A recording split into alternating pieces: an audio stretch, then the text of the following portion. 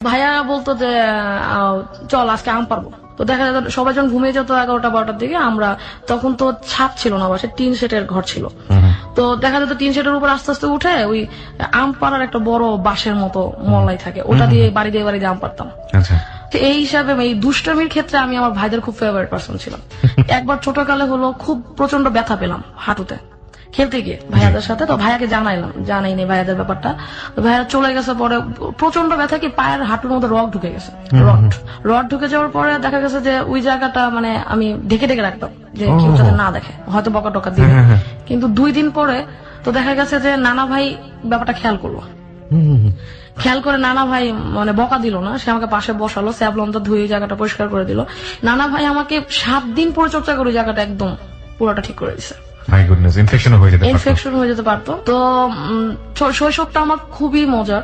ভাইয়েরা সবসময় আমাকে অনেক কাভার করতো যে একটাই বোন, ওকে কোনো বিপদ হতে দিব না, ওকে সবসময় বলতো এই জায়গায় যাবি না, ওইটা করিস না, এটা করিস না। তবে টেলিফোনে, তখন ছিল টেলিফোন, তখন তো মোবাইল ছিল না।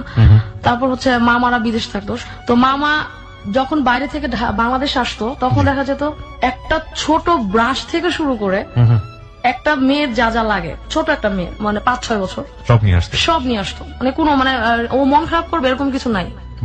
আর চাচার দিক দিয়ে যেটা হতো, বড় চাচা বিদেশ থাকতো, তো বড় চাচা আমার জন্য সোয়েটার পাঠিয়ে দিত, তারপরে স্যান্ডেল পাঠিয়ে দিত, যে কি প্রয়োজন। বড় চাচার ঘরে মেয়ে নাই, প্রথম হচ্ছে ছেলে, সেই ক্ষেত্রে আমি সবচেয়ে আদর। মানে যৌথ ফ্যামিলির যে মজা থাকে পুরোটাই আপনি পেয়েছেন শৈশবে। হ্যাঁ, সবাই একসাথে রাতের খাওয়া, দুপুরের খাওয়া, সকালের নাস্তাটা হয়তো যার যারটা খেয়ে তারা বের হয়ে যেত, ওটা আমি পেতাম না। কিন্তু দুপুরের খাওয়া, রাতের খাওয়া মাস্ট।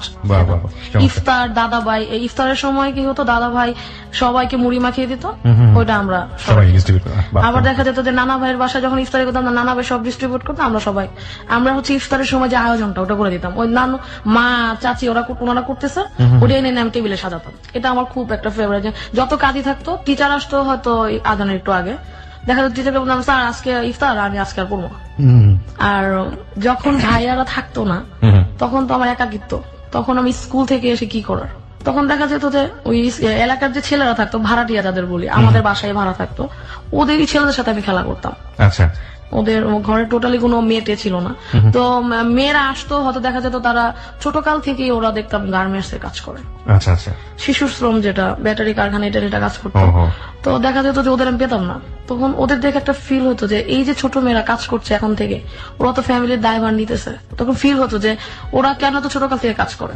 ওইখান থেকে আস্তে আস্তে মনের ভিতরে একটু শকড হইলাম যে ওরা যদি এত ছোট বয়সে কাজ করতে পারে, তাহলে আমারও বড় হয়ে কিছু একটা করা উচিত, ওদের জন্য করা উচিত। তো ওটা ছোটকালের ফিল, ওটা হয়তো হারিয়ে গেছে বা মনের মধ্যে হয়েছে তখন হয়তো যখন দেখতাম আমি খেলতেছি, ওরা একটা ব্যাগ কাঁধে নিয়ে বা একটা ছোট একটা টিফিন ক্যারিয়ার হাতে নিয়ে চলে যাচ্ছে। কোথায় যাচ্ছ?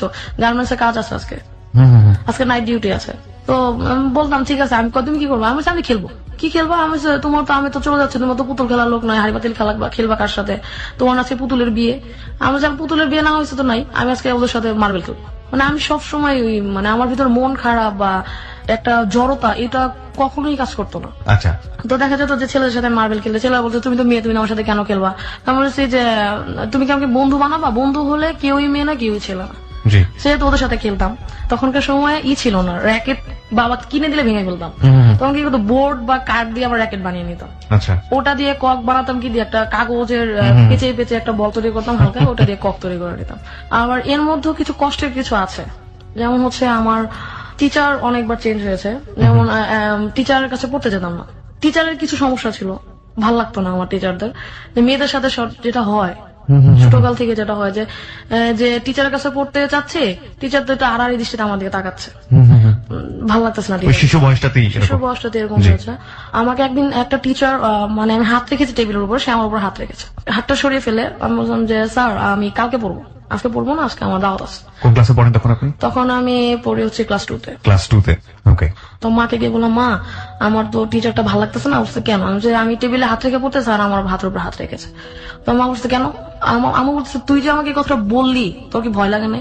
আমি বলছি না, আমি যদি এটা লুকায় রাখি তাহলে তো আমার ভালো লাগতেছে না, টিচার কাছে পড়বো না। That is the point, that is very important point. আজকে যারা এখানে শুনছেন হেলথ 920, প্রত্যেকটা শিশুকেই আপনারা এই জিনিসটা শিখাবেন। আমরা জানি, আমরা বহুত পরিসংখ্যানে আমরা দেখি, বিশেষ করে আমরা কোনো ছেলে মেয়ে নির্বিশেষে বলতে চাই, শিশু মাত্রই কোনো না কোনো ভাবে এত বেশি ভয়াবহ একটা পরিসংখ্যান আমরা বারবারই হেলিট 920 বলেছি যে যৌন নির্যাতনের শিকার এটা হতে পারে পারিবারিক কোন সদস্যের দ্বারা, নিকট আত্মীয়দের দ্বারা, এবং এমন এমন কারো দ্বারা আপনি চিন্তাও করতে পারবেন না। সুতরাং শিশুকে এইসব ব্যাপারগুলোতে বলার জন্য তাকে ইন্সপায়ার করুন। একটা কথা আছে, শিশুকে তার শরীরের সীমানা বোঝান। সুতরাং দিস ইজ ভেরি ইম্পর্টেন্ট। এই ঘটনার পরবর্তীতে কি হলো আপনার? টিচারের সাথে মা সরাসরি কথা বললো যে আমি বলছি মা টিচারকে ওরকম করে কিছু বলার দরকার নাই, উনি যেহেতু খারাপ এর শিক্ষাও কোনদিন কোনদিন পাবে, তো তুমি ওনার কিছু বলো না, তুমি ওনাকে আজকের মতো বিদায় করে দাও। কারণ হচ্ছে আমি যেহেতু এখনো ছোট, রাস্তাঘাটে যদি ধরে আমাকে কিছু বলে আমি কিছু করতে পারবো না, ওনাকে তুমি বাদ দিয়ে দাও। তো মা বললো যে, আমি বললাম যে মা আপাতত কোনো টিচার ব্যবস্থা করা দরকার নাই, তুমি দেখো আমি কোনো ভালো টিচার পাইলে বলো, না হলে আমি নিজে নিজেই পড়বো, বা আমি স্কুলে যেটা দেয় নোট ওটা দিয়ে করবো। তো মা এরকম করতে করতে স্কুলে আরেকটা টিচার মানে সে আম্মুকে ম্যানেজ করলো যে আমি আপনার মেয়েকে পড়াতে পারবো, ওর তো মেয়েটা খুব ভালো, ওকে পড়াইলে আমি ইনশাল্লাহ মানে আগে যেতে পারবে। তো সে আর স্যার আসলো, পড়ালো কিছুদিন, আমার ভালোই লাগলো স্যার টিচারকে, যে না টিচারটা পড়াচ্ছে ভালো। টিচারের প্রতি একটা বিশ্বাস চলে আসছিল যে টিচার তো ভালোই পড়াচ্ছে। একদিন বাসায় কেউ ছিল না, মা কাজে চলে গেছে, নানা ভাই ছিল ঘুমে, ডাইনিং টেবিলে বসে পড়ছে। ওই টিচারও মানে দেখা যায় যে ওই একটা কথা এই সময় এসে বলি, তখন তো মনে হতো না যে নারীর ঔরসে জন্মে নারীকে অপমান। হ্যাঁ, আমি একটা ছোট বাচ্চা তখন সে আমাকে পায়ের উপরে, পায়ের বুড়ো যে আঙ্গুল ওটা দিয়ে আমার পায়ের ভিতরে চাপ দিল। আমি মনে করলাম যে এইভাবে মনে হতো লেগে গেছে, ঠিক আছে ওকে। তারপর সে আমাকে কাঁধে হাত দিল, তখন বললাম যে এটা কি হচ্ছে। এখন আমার তো নিজের প্রোটেকশন চিন্তা করা উচিত, যেহেতু মা বলছে নিজের খেয়াল নিজের রাখতে হবে। সবসময় মা যখন বাড়ি থেকে বেরো তখন বলতো যে নিজের খেয়াল নিজে রাখবো, যখন আমি এখন নাই বাসায়, তখন বললাম যে আমার হাতে তখন কিছু নাই সেভ করার মতো, শুধু একটা পেন্সিল আর পাশে একটা কলম রাখা ছিল। তো স্যার দেখলাম আমার কাঁধের উপর হাত রাখলো, বললো যে আমার কুলে এসে বসো। আমি স্যার আপনার কুলে এসে আমি কেন বসবো, আমি তো এই জায়গায় ভালো আছি। এতটা প্রতিবাদ, মানে এত এই যে এখন যেমন কঠিন গলায় প্রতিবাদের কথা বলছে, তখন এই প্রতিবাদটা কঠিন গলায় করতে পারতাম না। তখন বললাম যে স্যার আমি আপনার কুলে এসে বসবো না। তখন সে বললো যে আসো, নাহলে আমি তোমার মাকে নালিশ করবো, তুমি পড়াশোনা পারো না। আচ্ছা, আমার মাকে আপনি হাজার নালিশ করলে আমার বিশ্বাস করবে না, কারণ আমার আপনার সাথে পড়াশোনা করার পর আমার অনেক কাজ, আমার খেলতে হবে, আমি আমার মা নানা ভাইকে নিয়ে বাইরে যাবো, আমার টিয়া পাখিকে খাওয়াবো। বলছে যে ওগুলো পরে হবে, তুমি আমার কুলে এসে বসো, নাহলে তোমার মাইর দিব। তখন আমার হাতে ছিল একটা পেন্সিল, চিন্তা করলাম পেন্সিল যদি স্যারের হাতে আঘাত করি তাহলে পেন্সিলের নিপটা ভেঙে যাবে, কলম তো ভাঙবে না। তখন কলমটা আস্তে আস্তে হাতে নিলাম, স্যার আবার আমাকে জোর আরম্ভ করলো। তখন আমি কলম দিয়ে স্যারের কাঁধে একটা পুশ করলাম যে আপনি যদি আমাকে এমন করেন আমি কিন্তু আপনাকে মারতে বাধ্য হবো, আর যদি চিল্লাচিল্লি করি আশেপাশের লোকজন তো জড়ো হবেই, পাশাপাশি নানা ভাই উঠে আপনার মারতে আরম্ভ করবে। স্যার বললো যে না তুমি এটা করবো না। আমি অনেক দুষ্ট, তখন দুষ্ট বলতাম না, স্যার আমি অনেক শয়তান স্যার, আপনি আমার চিনেন নাই। ই করলাম, তখন স্যার বুঝলো যে না এই মেয়ে সব মেয়ের মতো না, যাদের সাথে আমি এরকম আচরণ করি এই মেয়ে ওই মন্ত্রের মতো না। বলছে ওকে তুমি আজকে যা করছো এটা কারোর সাথে বলবো না। আমি আচ্ছা, মানে আচ্ছা বলা পর্যন্ত নিজেকে প্রোটেক্ট করলাম। এখন বাসায় যেহেতু কেউ নেই, চিল্লাফাল্লা করে খুবই রিস্কের হবে। নানা ভাই আছে, তাও 2-3 ঘর পরে চিল্লান দিলে নাও শুনতে পারে। তখন কোনোভাবে স্যারকে বিদায় করলাম, বিদায় করে পরে স্কুলে গেলাম। স্কুলে গিয়ে একদম হেড মাস্টারের কাছে গিয়ে বললাম যে এই টিচার যদি বাদ না দেন তাহলে আমরা টোটাল 2 এর যে ছেলে মেয়ে আর আমাদের যে গার্জিয়ান তাদের আমরা আপনার কাছে পাঠাবো। তারপর আমার সামনে স্যারকে ডাকলো, স্যার একদম অস্বীকার, না ওর সাথে এটা করিনি। তখন আমি বললাম যে এখন কাঁদা ছাড়ার কোনো উপায় নেই, যদি কাঁদি তাহলে হেডমাস্টার বুঝবে না উনি আমাকে হ্যারাস করছে। আমি কেঁদে দিলাম, এবং আমার সাথে আমার দুজন বান্ধবী ছিল। তবে বলছে যে হ্যাঁ স্যার ও কখনো মিথ্যা বলে না স্যার, মিথ্যা তো প্রচুর বলে, এখন আমাকে কাভার দিতে হলে এটা বলতে হবে যে ওকে স্যার ও কখনো মিথ্যা বলে না, এটা ওর সাথে হয়েছে। তো আমরা ওই যে প্রতিবাদ, ওই যে আমার ফ্রেন্ডের যে একটা সাপোর্ট, ওই সাপোর্টটা আমার ছোটকালের ওই বান্ধবী যদি না থাকতো হয়তো হেডমাস্টারের কাছে আমি মানে জিনিসটা প্রকাশ করতে পারতাম না। মাকে জানাবো, মা চুপ হয়ে যাবে, কেন সমাজের ভয়ে, যে সেজন্য মাকে জানাইনি। তো মা একদম সরাসরি হেডমাস্টারের কাছে বলার পর 2 দিন পরে টিচার স্কুলে আসে না, লজ্জাতে স্কুলে মোটামুটি ছিল আমার ফার্স্ট প্রতিবাদ। এরকম আমার আরো হয়েছে অনেকের কাছে, যে দেখা যায় যে মানে একা পেলেই অনেকেই আমার সাথে এমন করতো। আমি ভাবতাম যে আমার সাথেই হয়তো এরকম হয়। ইনফ্যাক্ট প্রতিবাদ করতে হবে, এবং এই যে আমরা দেখি যে পয়লা বৈশাখে যে ঘটনাটা ঘটলো সেটা তো ধিক্কার আমরা আমাদের জায়গা থেকে জানিয়েছি, প্রতি মুহূর্তেই আমরা জানাচ্ছি। আমরা বিশ্বাস করি সমাজে খারাপ মানুষের সংখ্যা অনেক কম, এবং প্রতিবাদের ভাষা যদি যার উপরে অন্যায় হচ্ছে সেখান থেকেই শুরু হয়, শক্তভাবে শুরু হয়, তাহলে অন্যায় থামতে বাধ্য। আমাদের জীবনের গল্প শুরু হয়েছে মাত্র, আজকে আমরা এখানে ওয়াফি ইসলামের জীবনের গল্প প্রচার করছি। এই ওয়াফি ইসলাম আজকে অনেক নারীর কাছে অনুপ্রেরণার হবে, এবং আমি স্পেশালি বলতে পারি আজকের হেলিট 920 অনেক বড় একটা রিমার্কেবল এপিসোড ফর সবার জন্য। যাই হোক, আমরা বিরতি। ওকে, ওয়াফি ইসলামের কাছে আবার ফিরছি। জি ওয়াফি, তারপর তারপর প্রতিবাদ ছিল ভিতরে। জি। তো আমাকে আমার ফ্রেন্ড মানে যারা ছিল আশেপাশে আমার মা বাবা সব বলতো যে তুই তো জীবন অনেক বিপদে পড়বি। বিপদ হইলে হবে। তখন আমি ক্লাস হচ্ছে মানে 6 উঠবো আর কি। তো এটা কেন বলছে মা বাবা একটু বলিনি। রাস্তায় একটা ছেলে খুব ডিস্টার্ব করতো। আচ্ছা। সে হচ্ছে খুবই মানে স্কুলের মেয়ে দেখলেই হচ্ছে সে নোংরামি আরম্ভ করতো রাস্তার মধ্যে। আর তখন হচ্ছে ভোর, আমাদের স্কুল ছিল ভোরে, রাস্তাঘাট নীরব ছিল, সে নোংরামি করতো রাস্তার মধ্যে। তখন একদিন দেখলাম, পরে অন্য গলি দিয়ে হাঁটা আরম্ভ করলাম। পরে চিন্তা করলাম ফ্রেন্ডরা যে কি করবো না, 3 জন মেয়ে মিলে আমরা স্কুলে একসাথে যেতাম। আমরা চিন্তা করলাম যে ওর একটা শাস্তা করা উচিত, এটা বাড়ি পর্যন্ত আনা যাবে না, ও রাস্তায় শেষ করতে হবে।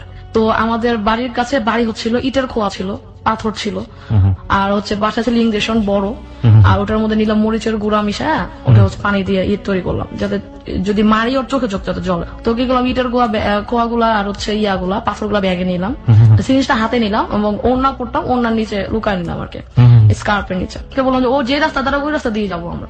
তো ফ্রেন্ডরা বললো যে ওরাও একটু ভয় পাচ্ছিল। আমি বলছি ভয়ের কিছু না, যদি আমরা 3 জন থাকি ও একা, ওরে মায়ের আমরা টাইপ না করবো, ও যদি মারতে পারবি না। আমি বলছি তুই তো, আমি যদি মারবো তোর আমার সাপোর্ট দিবি, পিছন দিয়ে ভাইগা দিস না, তাইলেই হবে। তোমার গেলাম ওই গলি দিয়ে, ও ঠিক ওই জায়গাটায় দাঁড়ানো, ও জানে যে 3টা মেয়ে দিক দিয়ে আসবে এবং 3টা মেয়ে যাওয়ার পর আরো অনেকগুলো মেয়ে হয়তো আসে রাস্তা দিয়ে, হয়তো আমি দেখি না। আমি রাস্তা দিয়ে গেলাম, ও তো আমাদের দেখে নোংরামি শ্রেষ্ঠ পর্যায়ে চলে গেল। আমি বললাম যে সবাই তোরা পিছনে রেডি হবি, একজন আমার ইংলিশ সিরিঞ্জটা নেই, আরেকজন হচ্ছে ইটের খোয়া নেয়, আমার হাতে পাথর গোলাতে।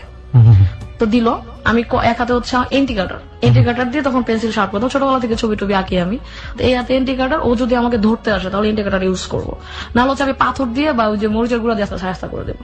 ও গেলাম, ও আমার দিকে আগায় আসতেছে, ও পিছনের মেয়েরা বলতেছে আমার ভয় লাগতেছে। আমি ভয় পাইস না, আমরা 3 জন, ও একা, খালি মনে রাখ ও একা কিছু করতে পারে, আমরা 3 জন সেগুলো অনেক কিছু করতে পারি। আশেপাশে অনেকগুলো বাড়ি আছে, আওয়াজ দিলে লোক নামবে। ওরা আমার 2 হাত ধরে মানে 2 হাত না, বেশি 2 হাতের এখানটা ধরে, উপরটা ধরে রেখেছে বান্ধবীরা। আমি তো ভয় পাইস না, একবার আমি শুরু করবো তারপর ওরা শুরু করবে, সাহস পেয়ে যাবে আমি জানি। তো হচ্ছে যে আমি ওর কাছাকাছি যাওয়ার পর আমাদের আগে আসতেছে, পাথর গুলা মারা আরম্ভ করলাম, পিছন দিয়ে লরিটার মারা আরম্ভ করলো। ও তো তখন নোংরামি বাদ দিয়ে নিজেরা বাঁচানোর চিন্তায় আছে, ও চিন্তাই করেনি এরকম হবে যে এই পিচ্ছি মেয়েরা ক্লাস 6 এ পড়ে, ছোট ছোট মেয়েরা আমার কি করবে। ওরা যখন পাথরের ইট গুলা মারা আরম্ভ করলাম, আমি আমার হচ্ছে ওর মাথা, আমি শরীরে মারলেও আঘাত পাবে না, আমি জানি ও মাথায় মারলেও আঘাত পাবে এবং ও বাঁচানোর চেষ্টা করবে, সে তো কঠিন তোর কিছু হবে না, হইলেও কি যায় আসে, ও মইরা গেলেই ভালো, আমার এটা মনে হলো। আমি যখন মারা আরম্ভ করলাম, পিছনে আমার বান্ধবীরা মারলো, ওরা সাহস পেয়ে গেল। আনফর্চুনেটলি ওই রাস্তা দিয়ে হচ্ছে কতগুলো ছেলে যাচ্ছিল, ছেলে আমাদের স্কুলে, মানে আমাদের একসাথে কম্বাইন্ড স্কুল ছিল। তো ওরা যাচ্ছিল, ওরাও দেখলো এই অবস্থা, ওরা এসে শার্টের কলার ধরলো, শান্তা তুই যা কি করিস, আমি এই ছেলে তুই এরকম করে আমাদের রাস্তা দেখলে, ভালো করছো, তোরা স্কুলে যা, আমি ওরা দেখতেছি। আমি তুই পরে দেখ আমার সামনে মার, যদি মারতে পারিস তাহলে ভাবলাম যে আমাদের প্রোটেকশন করছো, নাহলে আমি বিশ্বাস করি না। তারপর হচ্ছে ওরা মারলো, মারার পরে আমলাম ওরে একটা শাস্তা করে পুলিশে দিয়ে দেয়।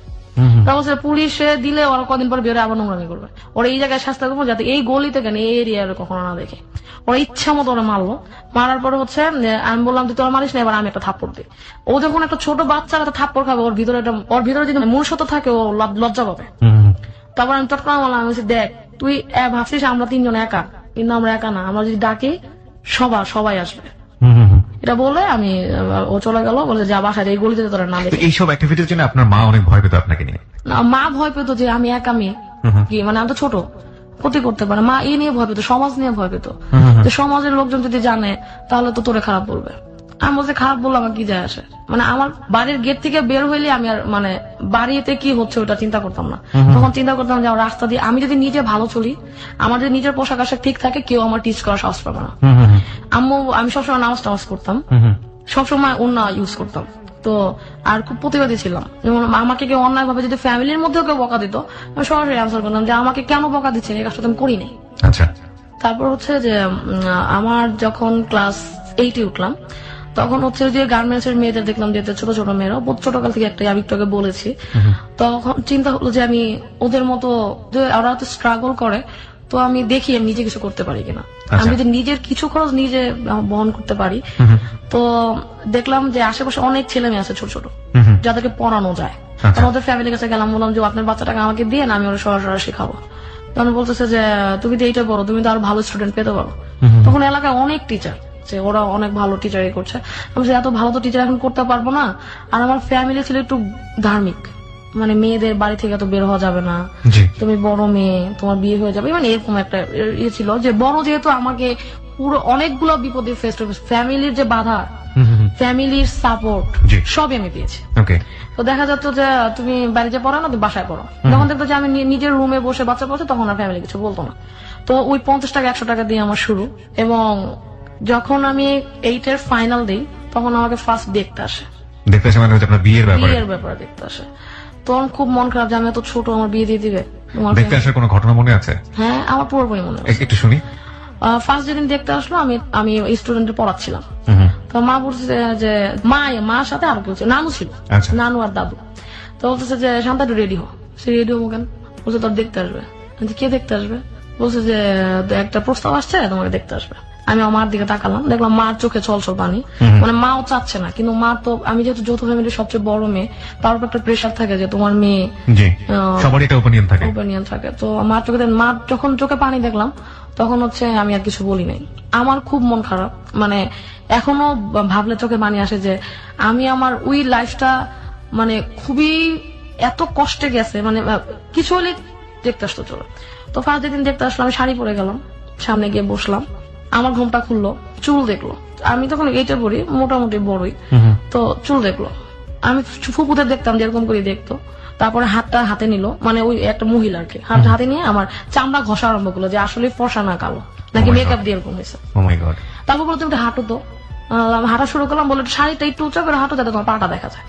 আমার কিছু করার নেই, মানে আমার ফ্যামিলি মেম্বার হচ্ছে 50 জন, আমার দাদুর বাড়ির, নানুর বাড়ি আরো আছে 36 জন, ওটা আলাদা।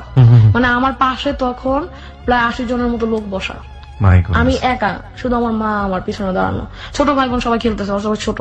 আনফর্চুনেটলি হাঁটো বলছেন পাশে, আমি শুনতেছি যে ওই মহিলা বলছে দেখি মেয়ের পা সোজা আছে নাকি বাঁকা। তা আমি পা উঁচা করে হাঁটলাম, আমাকে আবার নিয়ে গেল দরজার বাইরে, মানে ড্রয়িং রুম থেকে বেরোয় আমাকে মানে উঠানে নিয়ে আসলো, উঠানে এনে আমাকে আবার ভালো করে দেখতেছে, গলা টলা ডলে টলে দেখতেছে যে মেয়ে কালো না ফর্সা। হ্যাঁ, তারপর বললো যে তোমার নাম কি? আমি বললাম এটা। বলছে তুমি কোন ক্লাস? 8-এ। এখন ওরাও বলতেছে 8-এর পর আমি বিয়ে করে নেওয়া ভালো, কারণ এটা হচ্ছে একদম ঘরে পিটায়, মানে একদম ছোট এজের মেয়ে বিয়ে করে নিয়ে গেল, ওরে বড় হবে আমাদের সামনে, কোনো সমস্যা নেই, কোনো প্রেমের কোনো ঝামেলা নেই। তারপরে আবার ভিতর নিয়ে বসালো, বসায় বললো যে তোমার আঙ্গুলগুলো দেখি, আঙ্গুলগুলো দেখালাম। তা বলতেছে তোমার হাত তো অনেক শক্ত, তুমি কি করো? আমি বলছি আমার হাত শক্ত, আমার হাত মোটেই শক্ত না, মানে তাদের একটা উছিলা ছুতা, মানে এটা দিলে দেখে আমি কি বলি। আমি বলছি যে আমি তো আমি শুধু স্কুলে গিয়ে লিখি, বাসায় এসে লিখি, আর স্টুডেন্টদের পড়াই, লেখালেখি কাজ, লিখতে গিয়ে হয়তো হাত শক্ত হয়ে গেছে। এটা শুনে আমার বড় কাকা আবার থামাই দিল যে না, এটা আবার কেমন কথা বললেন, মেয়ের হাত শক্ত হয়ে গেছে, তো এটা বড় মাত্র। তারপরে ওর লোক চলে গেল এবং তারা বলে গেল মেয়ে আমাদের খুব পছন্দ হয়েছে, মানে পারলে তখনই আমার বিয়ে হয়ে যায়। আচ্ছা, মানে ওই দিনই আমার কাবিন হয়ে যায়, বিষয়টা এরকম। তারপর আমি কোনোভাবে মারা চাপলাম, মা ছেলে কি করে? বলছে ছেলে বিক্রমপুরে মুদির দোকান আছে। আমার তো আমি বলছি ছেলে দেখেছিলেন আপনি? হ্যাঁ, ছেলে দেখে দেখছি যে ও বসা একদম অজপাড়া, মানে গ্রামের একটা ছেলে যেরকম হয় সেরকমই বসা, ও কোনো কথা বলেনি। ওই ওর মা বাবা যারা ছিল ওর সাথে ওরাই বলতেছে। এখন আমার মাথায় চিন্তা আমি বিয়ে করবো না, আমার এটা যে কোনো ভাবে আটকাতে হবে। কি করলাম, বা ঘরে গিয়ে বললাম মা ছেলে না আমার পছন্দ হয়নি। বলছে কেন? আমি মা মাত্র নন মেট্রিক বিয়ে, মেট্রিক পাস করা নাই, একে ফেল টু ছেলের সাথে আমি ক্লাস 8 এর কেমনে বিয়ে দেবো? তুমি এক কাজ করো, ইন্টারমিডিয়েট একটা ছেলে খুঁজো। মানে আপনি বিয়ে বসবেন এটা বলতেছেন না, কিন্তু আপনি ডিফারেন্ট অপশন দিচ্ছেন। ডিফারেন্ট অপশন দিচ্ছেন, দ্যাট ইজ ইন্টেলিজেন্ট। ওকে, বিয়ে বসবো না যদি বলি তাহলে হচ্ছে ফ্যামিলি প্রেশার দেবে, কেন বিয়ে করবে না? ও নিশ্চয়ই ছোটকাল থেকে প্রেম করা আরম্ভ করছে। প্রেম অবভিয়াসলি আমি ক্লাস 6 থেকেই করতেছি। ওকে, আমরা সেই গল্পে যাবো। হ্যাঁ, ক্লাস 6 থেকে করছি। তো একটা ছেলে ছিল, ও হচ্ছে ইন্টারমিডিয়েট, আমার টিচারের কাছে একসাথে পড়তাম আমরা, ইন্টারমিডিয়েট ফার্স্ট ইয়ারে ছিল। তো খুব ট্যালেন্ট ছেলে ছিল, ছেলেটা হচ্ছে মাদারীপুর বাড়ি ছিল। ক্লাস 6-এ যখন আমি টিচারের কাছে পড়ি তখন ওই টিচারের শালা ছিল ওই ছেলে। তারপরে ওর সাথে অ্যাফেয়ার, মানে ও হওয়াটা খুব ইন্টারেস্টিং। ওর নাকের উপর ঘামতো, তো ওইটা আমার খুব ভালো লাগতো যে নাকের উপরে ঘামে, এত কিউট লাগে দেখতে একটা ছেলেকে। ছিল ছোটখাটো গ্রামের ছেলে যেরকম হয়। আমি বললাম যে ওর নাম না বলি। তো ফার্স্ট প্রপোজাল ওই ছেলে আমাকে করে। আমরা যখন একসাথে বড় টেবিলে পড়তে বসতাম টিচারের কাছে, টিচার কারেন্ট চলে যেত, তখন ও আমার খাতাটা নিয়ে আমার লিখলো যে তুমি আমাকে নিয়ে কি ভাবছো? আমি তো দুষ্ট, আমি বলছি যে আপনি নিয়ে কি ভাবার কি আছে? তারা বলতেছে যে ভাবার কিছু নাই, মানে তারা আমি বলছেন যে আপনাকে নিয়ে ভাবার কিছু নাই, তো আপনার নাকের উপরে যে ঘাম ওইটা আমার খুব কিউট লাগে। তো ওই ছেলে আমাকে বললো যে কিউট লাগে, তাহলে তো তুমি আমাকে ভালোবেসে ফেলছো। ভালোবাসো তো কি আমি জানি না। তখন বলতেছে যে ভালোবাসা লাগবে না, তুমি আমাকে পছন্দ করো না, তুমি এটা বলো। আমি বলছি হ্যাঁ আমি আপনারও পছন্দ করি, আমার টিচার তারও পছন্দ করে। তারপরে ও বললো যে আসলে ফান করতেছি না, যদি তুমি আমাকে লাভ করো তাহলে আমাকে বলো, আমি যদি আপনাকে ভালোবাসি এটা না বলে আপনি আরেকটা মেয়েকে ভালোবাসবেন।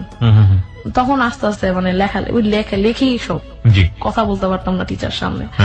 টিচার দেখতো যে আমি লিখতেছি, টিচার দেখতো আবার অপর পেজে গিয়ে আবার ঠাস করে লিখে ওই ছেলেকে দিয়ে পাশেই বসতো, ও ইন্টারমিডিয়েট পড়তো। তারপর হচ্ছে যে বললো যে কালকে তো দুলাভাই থাকবে না, যেহেতু শালা, ও যে কালকে দুলাভাই বাসা থাকবে না, আমার কাছে তোমাদেরকে পড়তে বলবে। তাহলে তো খুব ভালো একটা সুযোগ পাওয়া যাবে, তাই না? আমি এমনি বলতেছি, আমি দুষ্টামি করতে বলতেছি যে দুষ্টামি করো না, কালকে আসো। তো পরের দিন আমি যাইনি, ইচ্ছা করেই যাইনি।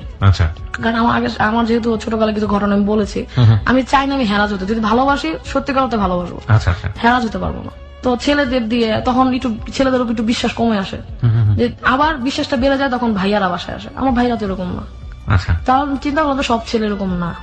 তারপর একদিন বাসায় গেলাম, তো আমাকে প্রপোজ করলো। প্রপোজ করার পরে বললো যে আমার কি ভালো লাগে তোমার, তোমার নাকে যে ঘামে এটা আমার ভালো লাগে। তোমার কি ভালো লাগে জানো? আমি বলছি আমার তো কিছু ভালো লাগে না, আমি তো দেখতে সুন্দর না, আমার কি ভালো লাগে তোমার? বলছে তোমার চোখ গুলা খুব ভালো, তোর চোখ গুলা খুব বড়। আমি বলছি কেন ভালো লাগে? গরুর চোখের জন্য। বলতেছে যে না তুমি খুব কিউট, ছোট একটা মেয়ে, খুব প্রতিবাদ, আর তোমার ভিতরে একটা শক্তি আছে যেটা তুমি কাজে লাগাতে পারো। তো ওই থেকে আমার অ্যাফেয়ার শুরু, জীবনের প্রথম ভালোবাসা। তো টিচার দেখলো যে আমাদের মধ্যে খুব ভালো একটা রিলেশন হয়ে গেছে। টিচার পরে মাকে জানালো, মা দেখতো ওই ছেলের ফার্স্ট অক্ষর ছিল পি। তো আমি সবকিছু পি বেসিক কিনা একটা চাবির রিং, ওটার মধ্যে পি লেখা, ওটা কিনতাম। তো মা কিছু কিছু বুঝতে পারতো, বুঝতে পেরে বলতো যে তুই যেরকম করতেছিস তা বাবা জানলে তো সমস্যা হবে। আমি কি করতে কিছু করি না। তখন ওই যে ক্লাস 8 আমি যখন প্রথম বিয়ের প্রস্তাবটা না করছিল না, মা বুঝতে পারলো যে আমি ওর কারণে না করতেছি। মা আমাকে সরাসরি বললো না, মানে সবাই চলে গেলাম, বললাম যে মা সবার সামনে বলছে মা অন্য ছেলে দেখো, ইন্টারমিডিয়েট ছেলে দেখো। ওই ছেলে তো ইন্টারমিডিয়েট পড়তো, মানে সেকেন্ড ইয়ার। মানে আমি ঘুরাই ফিরে ওইটার দিকে নিয়ে যাচ্ছি। তখন আমার কথা হচ্ছে বিয়ে যদি করি ইন্টারমিডিয়েট ছেলে এখন করবো না। আমার জীবনে ছোটকাল থেকে ইচ্ছা ছিল আমি বড় কিছু না হইতে পারি, কিন্তু কিছু মহিলাদের নিয়ে আমি কাজ করবো। কারণ এই যে ছোট ছোট মেয়েরা গার্মেন্টস এ যাচ্ছে, ওদের নিয়ে আমি কাজ করবো, মানে আমার ভিতরে একটা ইচ্ছা ছিল। ওই সময় না, ওই আরো আগে থেকে ছিল। ওই সময় তো এটা আরো বেশি শক্তিশালী হওয়ার আরম্ভ। তখন বললো যে আমি ওই ছেলেকে জানালাম যে আমার বাসায় বিয়ের প্রস্তাব আসছে। বল দেখো আমি বিয়ের প্রস্তাব আসছে বলে তোমাকে আমি বিয়ে করতে বলতেছি না, তোমার আমার বিয়ে করানো সম্ভব না, তুমি করতে চাইলে আমি করতে পারবো না। ওই ছেলেরা ছিল গরিব, ওরা দিন আনে দিন খাই এরকম ছিল। আমি যার সাথে অ্যাফেয়ার করি ফার্স্ট, তো ওর বাবার মাদারীপুরে ছিল হচ্ছে কৃষক ছিল। তো ও ঢাকায় এসে খুব স্ট্রাগল করে পড়তো, স্ট্রাগলের কারণে এবং মেধার কারণে আমরা পছন্দ করি। ও করলো কি চলে গেল হচ্ছে ইন্টারমিডিয়েট, যখন আমি পরীক্ষা দিল তখন ও গ্রামে চলে গেল। এবং এটা ঢাকায় কিছু সন্ত্রাসের কারণে। ও কলেজ থেকে ফেরার সময় ওকে রাস্তায় সন্ত্রাসীরা ধরলো, তো সবকিছু নিয়ে নিল এবং বলতো যে ঢাকায় থাকিস তাহলে তোর ক্ষতি হবে। খুব ভীতু টাইপের ছিল, যেহেতু গ্রাম থেকে আসছে, ও গ্রামে চলে গেছে। তখন মা বললো তুই কি ওর বিয়ে করতে চাস? ওর বিয়ে করতে দেরি হবে। আমি মা আমি ওর বিয়ে করতে চাই না, তোমার ইন্টারমিডিয়েট একটা ছেলে খোঁজো। যেহেতু আমি এইটাই পড়তেছি, আমার ওই ছেলে না, আমি ইন্টারমিডিয়েট একটা ছেলে বিয়ে করবো। মানে আমার কথা হচ্ছে তখন কোনো না কোনো ভাবে আটকানো, বিয়েটা ঠেকানো। ক্লাস 8 তখন হচ্ছে আমি আস্তে আস্তে চেষ্টা করি যে আমার যদি ঘরের মধ্যে থাকে তাহলে আমার বিয়ের আরো প্রেশার দেবে, আমার আস্তে আস্তে গন্ডি পেরে বাইরে যেতে হবে। আমার ফুপু, সবচেয়ে ছোট ফুপু, এই কারণে বিয়ে অনেক দেরিতে হয়েছে। যখন তার 30 বছর তখন তার বিয়ে হয়েছে। তার জন্য এমন এমন ছেলে আসতো, সে পড়াশোনা করতো, এমন এমন ছেলে আসতো যে বিয়ে করার যোগ্য না। আমরা ছোটরা বলতাম যে এই ছেলে পছন্দ না, এই ছেলের ফুপা হিসাবে নেওয়া যাবে না। তখন মা বলতো যে তুই তোর ফুপুর বিয়ে যেভাবে ভাঙাই দিস তত তো পারবি না। আমি না পারি, তবে আমারটা বিয়ের ভাঙানো দরকার নেই, মা তুমি ছেলে খুঁজো। আমি যখন ছোট, আমার তো আরো আমি বড় হলাম, সুন্দর হবো দেখতে, তখন একবার ভালো ভালো ছেলে আসে। তখন আমি ছেলে বললাম যে তুমি পড়াশোনা করো, তুমি পড়াশোনা বন্ধ করো না, আমি দেখি কিছু করতে পারি কিনা। যদি আমি এক্সট্রা ইনকাম ঘরে দিতে পারি তাহলে আমার বিয়ে আটকানো সম্ভব। প্রিয় শ্রোতা, আরো একবার বিরতির সময় হয়ে গেল। গল্পের মোটা কোথায় ছিল, কোথায় এসে দাঁড়িয়েছে এবং কোথা থেকে শুরু হবে, কোথায় গিয়ে শেষ হবে, ইভেন্ট ইউ কান্ট ইমাজিন। আজকে আমাদের এখানে জীবনের গল্প বলছে ওয়াফি ইসলাম, তার জীবনের গল্প এখানে প্রচার হচ্ছে। ওয়াফি ইসলাম আসলে সমাজে পরিচিত একজন মুখ, তার পুরো জীবনের গল্প যদি আপনারা শোনেন তাহলে হয়তো অনেকেই তাকে চিনবেন। এবং এই ওয়াফি ইসলাম আজকে অসংখ্য নারীর, যারা আজকে হ্যালো 8920 কান পেতে আছেন, এবং অসংখ্য শিশু যারা আমরা বিশেষ করে কিশোর যারা শুনি জীবনের গল্প, তাদের জন্য অনেক বড় একটা মডেল হবেন, অনুপ্রেরণার জায়গাতে তারা ওয়াফি ইসলামকে খুঁজে পাবেন নিজের অন্তরের মধ্যে। এটা আমি চ্যালেঞ্জ দিয়ে বলতে পারি। আমরা ফিরে আসতে চাই ভাঙা যায় সেই চিন্তা ভাবনায়, এবং সেটা কাজ করছিল না। তো আপনি আপনার যিনি সেই সময়ের মনের মানুষ তাকে বললেন যে আলটিমেটলি তুমি তোমার মতো পড়াশোনা করো, আমি বাইরে থেকে কিছু ইনকাম করে ফ্যামিলিতে কন্ট্রিবিউট করতে পারি কিনা। তারপর তারপর হচ্ছে আমি স্টুডেন্ট পড়ানোর পাশাপাশি আমি একটা স্কুলে জয়েন করলাম, যেটা হচ্ছে কর্মজীবী শিশুদের জন্য মৌলিক শিক্ষা প্রকল্প। ওই যে ছোট বাচ্চাদের যে যারা কাজ করছে ওদের যে শিক্ষাটা। ওটা আপনি স্টুডেন্ট হিসেবে ভর্তি হলেন? টিচার হিসেবে। টিচার হিসেবে ওরা কিছু স্টুডেন্ট খুব ছিল যারা হচ্ছে এই টিচারদেরকে পড়াতে পারবে। ওকে। তো আমি ওই স্কুলে অ্যাপ্লাই করলাম, অ্যাপ্লাই করার পর আমি টিচার হলাম। তো আমি ওদের নিয়ে ফার্স্ট কাজ করার সুযোগ পেলাম। তো তখন আমি ওদেরকে পড়াতাম, তার পাশাপাশি আমি ওখানে স্যালারি দিত মাত্র 1500 টাকা মাসে। মাসে 1500 টাকা স্যালারি দিত। তখন আমি ওইটা ফ্যামিলিকে দিতাম। ফ্যামিলি দিতাম, বললাম মা আজকে আমরা এই মাছ খাবো, ওইটা করবো। মানে সরাসরি দিলে তো বলবো যে মেয়ে ছোট বড় হয়ে গেছে, ইনকাম করে, ফ্যামিলি বলবে। এই জন্য মাকে বলতাম মা আজকে চলো আমরা এই টাকা দিয়ে আজকে এটা খাই। মানে মাকে বুঝালাম যে আমি স্বাবলম্বী। মা বুঝলেই তো সবাইকে বুঝাবে, আমার বিষয়টা ছিল এটা। মা বলতো যে তুই টাকাটা জমা, তুই ঈদের ড্রেস কিনবে এটা দিয়ে। আচ্ছা, ঈদের ড্রেস কিনবো, আচ্ছা ঠিক আছে। টাকাটা জমাতে জমাতে দেখা গেল যে মানে ওই টাকা দিয়ে ঈদের ড্রেস কিনা, আমার ছোট ভাইকে কিছু দেয়া, ওইভাবে বিষয়টা শুরু হলো। আমার ছোট ভাইকে আমি ভীষণ ভালোবাসি, ওকে। ওর নাম হচ্ছে সীমান্ত। ও আমাকে প্রচন্ড সাপোর্ট করে সব ব্যাপারে। আমি বলবো আস্তে আস্তে ওর বিষয়টা বলবো। দেখা গেল যে আমি তখন মাকে দেখতাম যে আনুষ্ঠানিকতার কাজ করতো। তখন মাকে বললাম যে মা আমি কাজ শিখতে চাই। না তুমি কি কাজ শিখবা, আমার জীবন গেছে কাজ করতে করতে, তোরটাও যাবে। আমি বলতেছি যে না মা আমি কাজ করবো। তখন মা আমাকে খুব মার দিল যে না কাজ শিখা যাবে না। দেখা গেল যে আমি আগ্রহ নিয়ে বসছি এবং কাজটা আমি 3 দিনে শিখেছি। আপনার মার কাছ থেকে কাজ নিয়ে? মার কাছ থেকে কাজ। মা খুব যে 3 দিনে কাজ শিখে ফেললি, মানে তখন মা বুঝলেন না ওই কাজটা কি ধরনের কাজ ছিল এটা? ওটা ছিল কারচুপির কাজ, হাতের কাজ। আচ্ছা, কারচুপির কাজ। হ্যাঁ। তারপর হচ্ছে যে মা আমি তোমার কাছ থেকে কাজটা শিখেছি, এখন তুমি আমাকে কাজ দাও। তো আমার মা বলছে তুই কিভাবে কাজ নিবি? আমি বলছি তুমি কেন ওয়ার্কার যেভাবে টাকা দাও আমি কাজ করবো, আমাকে ওই হিসাবে টাকা দিবা, পারলে একটু বাড়াই দেবো। না তোমাকে কেন বাড়াই দিব, তুমি তো আমার মেয়ে হয়েছে, কি হয়েছে, ওয়ার্কার যে যা দিব তোমাকেও তাই দিব। তাই আমি বলছি ঠিক আছে মা, আমি এখন তুমি মেয়ে ভাববা না, আমি তোমার ওয়ার্কার, তুমি আমাকে ওইটা ভাববা কাজের সময়। আপনার মার আন্ডারে কতজন কর্মী কাজ করতেন? আমার মার আন্ডারে তখনকার সময় কাজ করতো 70 জন। 70 জন। আচ্ছা, ওনারা কাজ করে করে আপনার মাকে দিতেন, আপনার মা এগুলো নিয়ে কোম্পানি দিতেন। আচ্ছা, তো মাকে কাজ করলাম, মা আমাকে স্যালারি দিত। এবং কিছুদিন পরে দেখা যায় যে ওই যে ছেলের সাথে আমি অ্যাফেয়ার করতাম, আমার টার্গেট ছিল ওরই বিয়ে করবো, এখন না 10 বছর পরে বিয়ে করবো। তাহলে আমি ছেলে বললাম দেখো আমি বাইরে একটা কাজ পেয়ে গেছি, আমার মার থেকে শুরু করছি এবং কর্মজীবী শিশুদের স্কুলে আমি পড়াচ্ছি। সেটা আমি আস্তে আস্তে কিন্তু এখন নিজের কেরিয়ার নিজে ডেভেলপ করার চেষ্টা করতেছে। তখন আপনি কোন ক্লাসের স্টুডেন্ট? তখন আমি হচ্ছে ক্লাস 8 এর স্টুডেন্ট। এই জিনিসগুলো কিন্তু খুবই মার্ক করার মতো। ক্লাস 8 এর স্টুডেন্ট, তার ভেতরে কত সুদূর প্রসারের চিন্তা ভাবনা। ওকে, বলুন। তারপর হচ্ছে বললো যে ঠিক আছে আমার তো ইন্টারমিডিয়েট শেষ, আমি ফাইনাল পরীক্ষা দিব সামনে। ও তখন ঢাকায় থেকে গ্রামে চলে গেছে ইন্টারমিডিয়েটের মাঝখানে। তো আমি বলছি ঠিক আছে তুমি তোমার ই করো, কিন্তু সবচেয়ে মজার বিষয় হচ্ছে তখন মোবাইল ফোন ছিল না, আমরা টেলিফোনে কথা বলতাম। ওর গ্রামে একটা ঠিক মোবাইল, তখন তো অত্র এলাকায় দেখা যেত একটাই টেলিফোন। তখন আমি 12 টাকা মিনিটে কথা বলতাম। দেখা যেত যে কিছু টাকা আমার টেলিফোন বিলিয়ে চলে যেত। চিঠি দিতাম যে টেলিফোনে এত টাকা খরচ না করে চিঠি পাঠাই দিই। মানে খুবই মজার প্রেম করছি আমি চিঠি তৈরি। তখন দেখা যেত যে পাশাপাশি যখন কাজটা নেই তখন ও বলতেছে ঠিক আছে আমিও দেখি কিছু করতে পারি কিনা।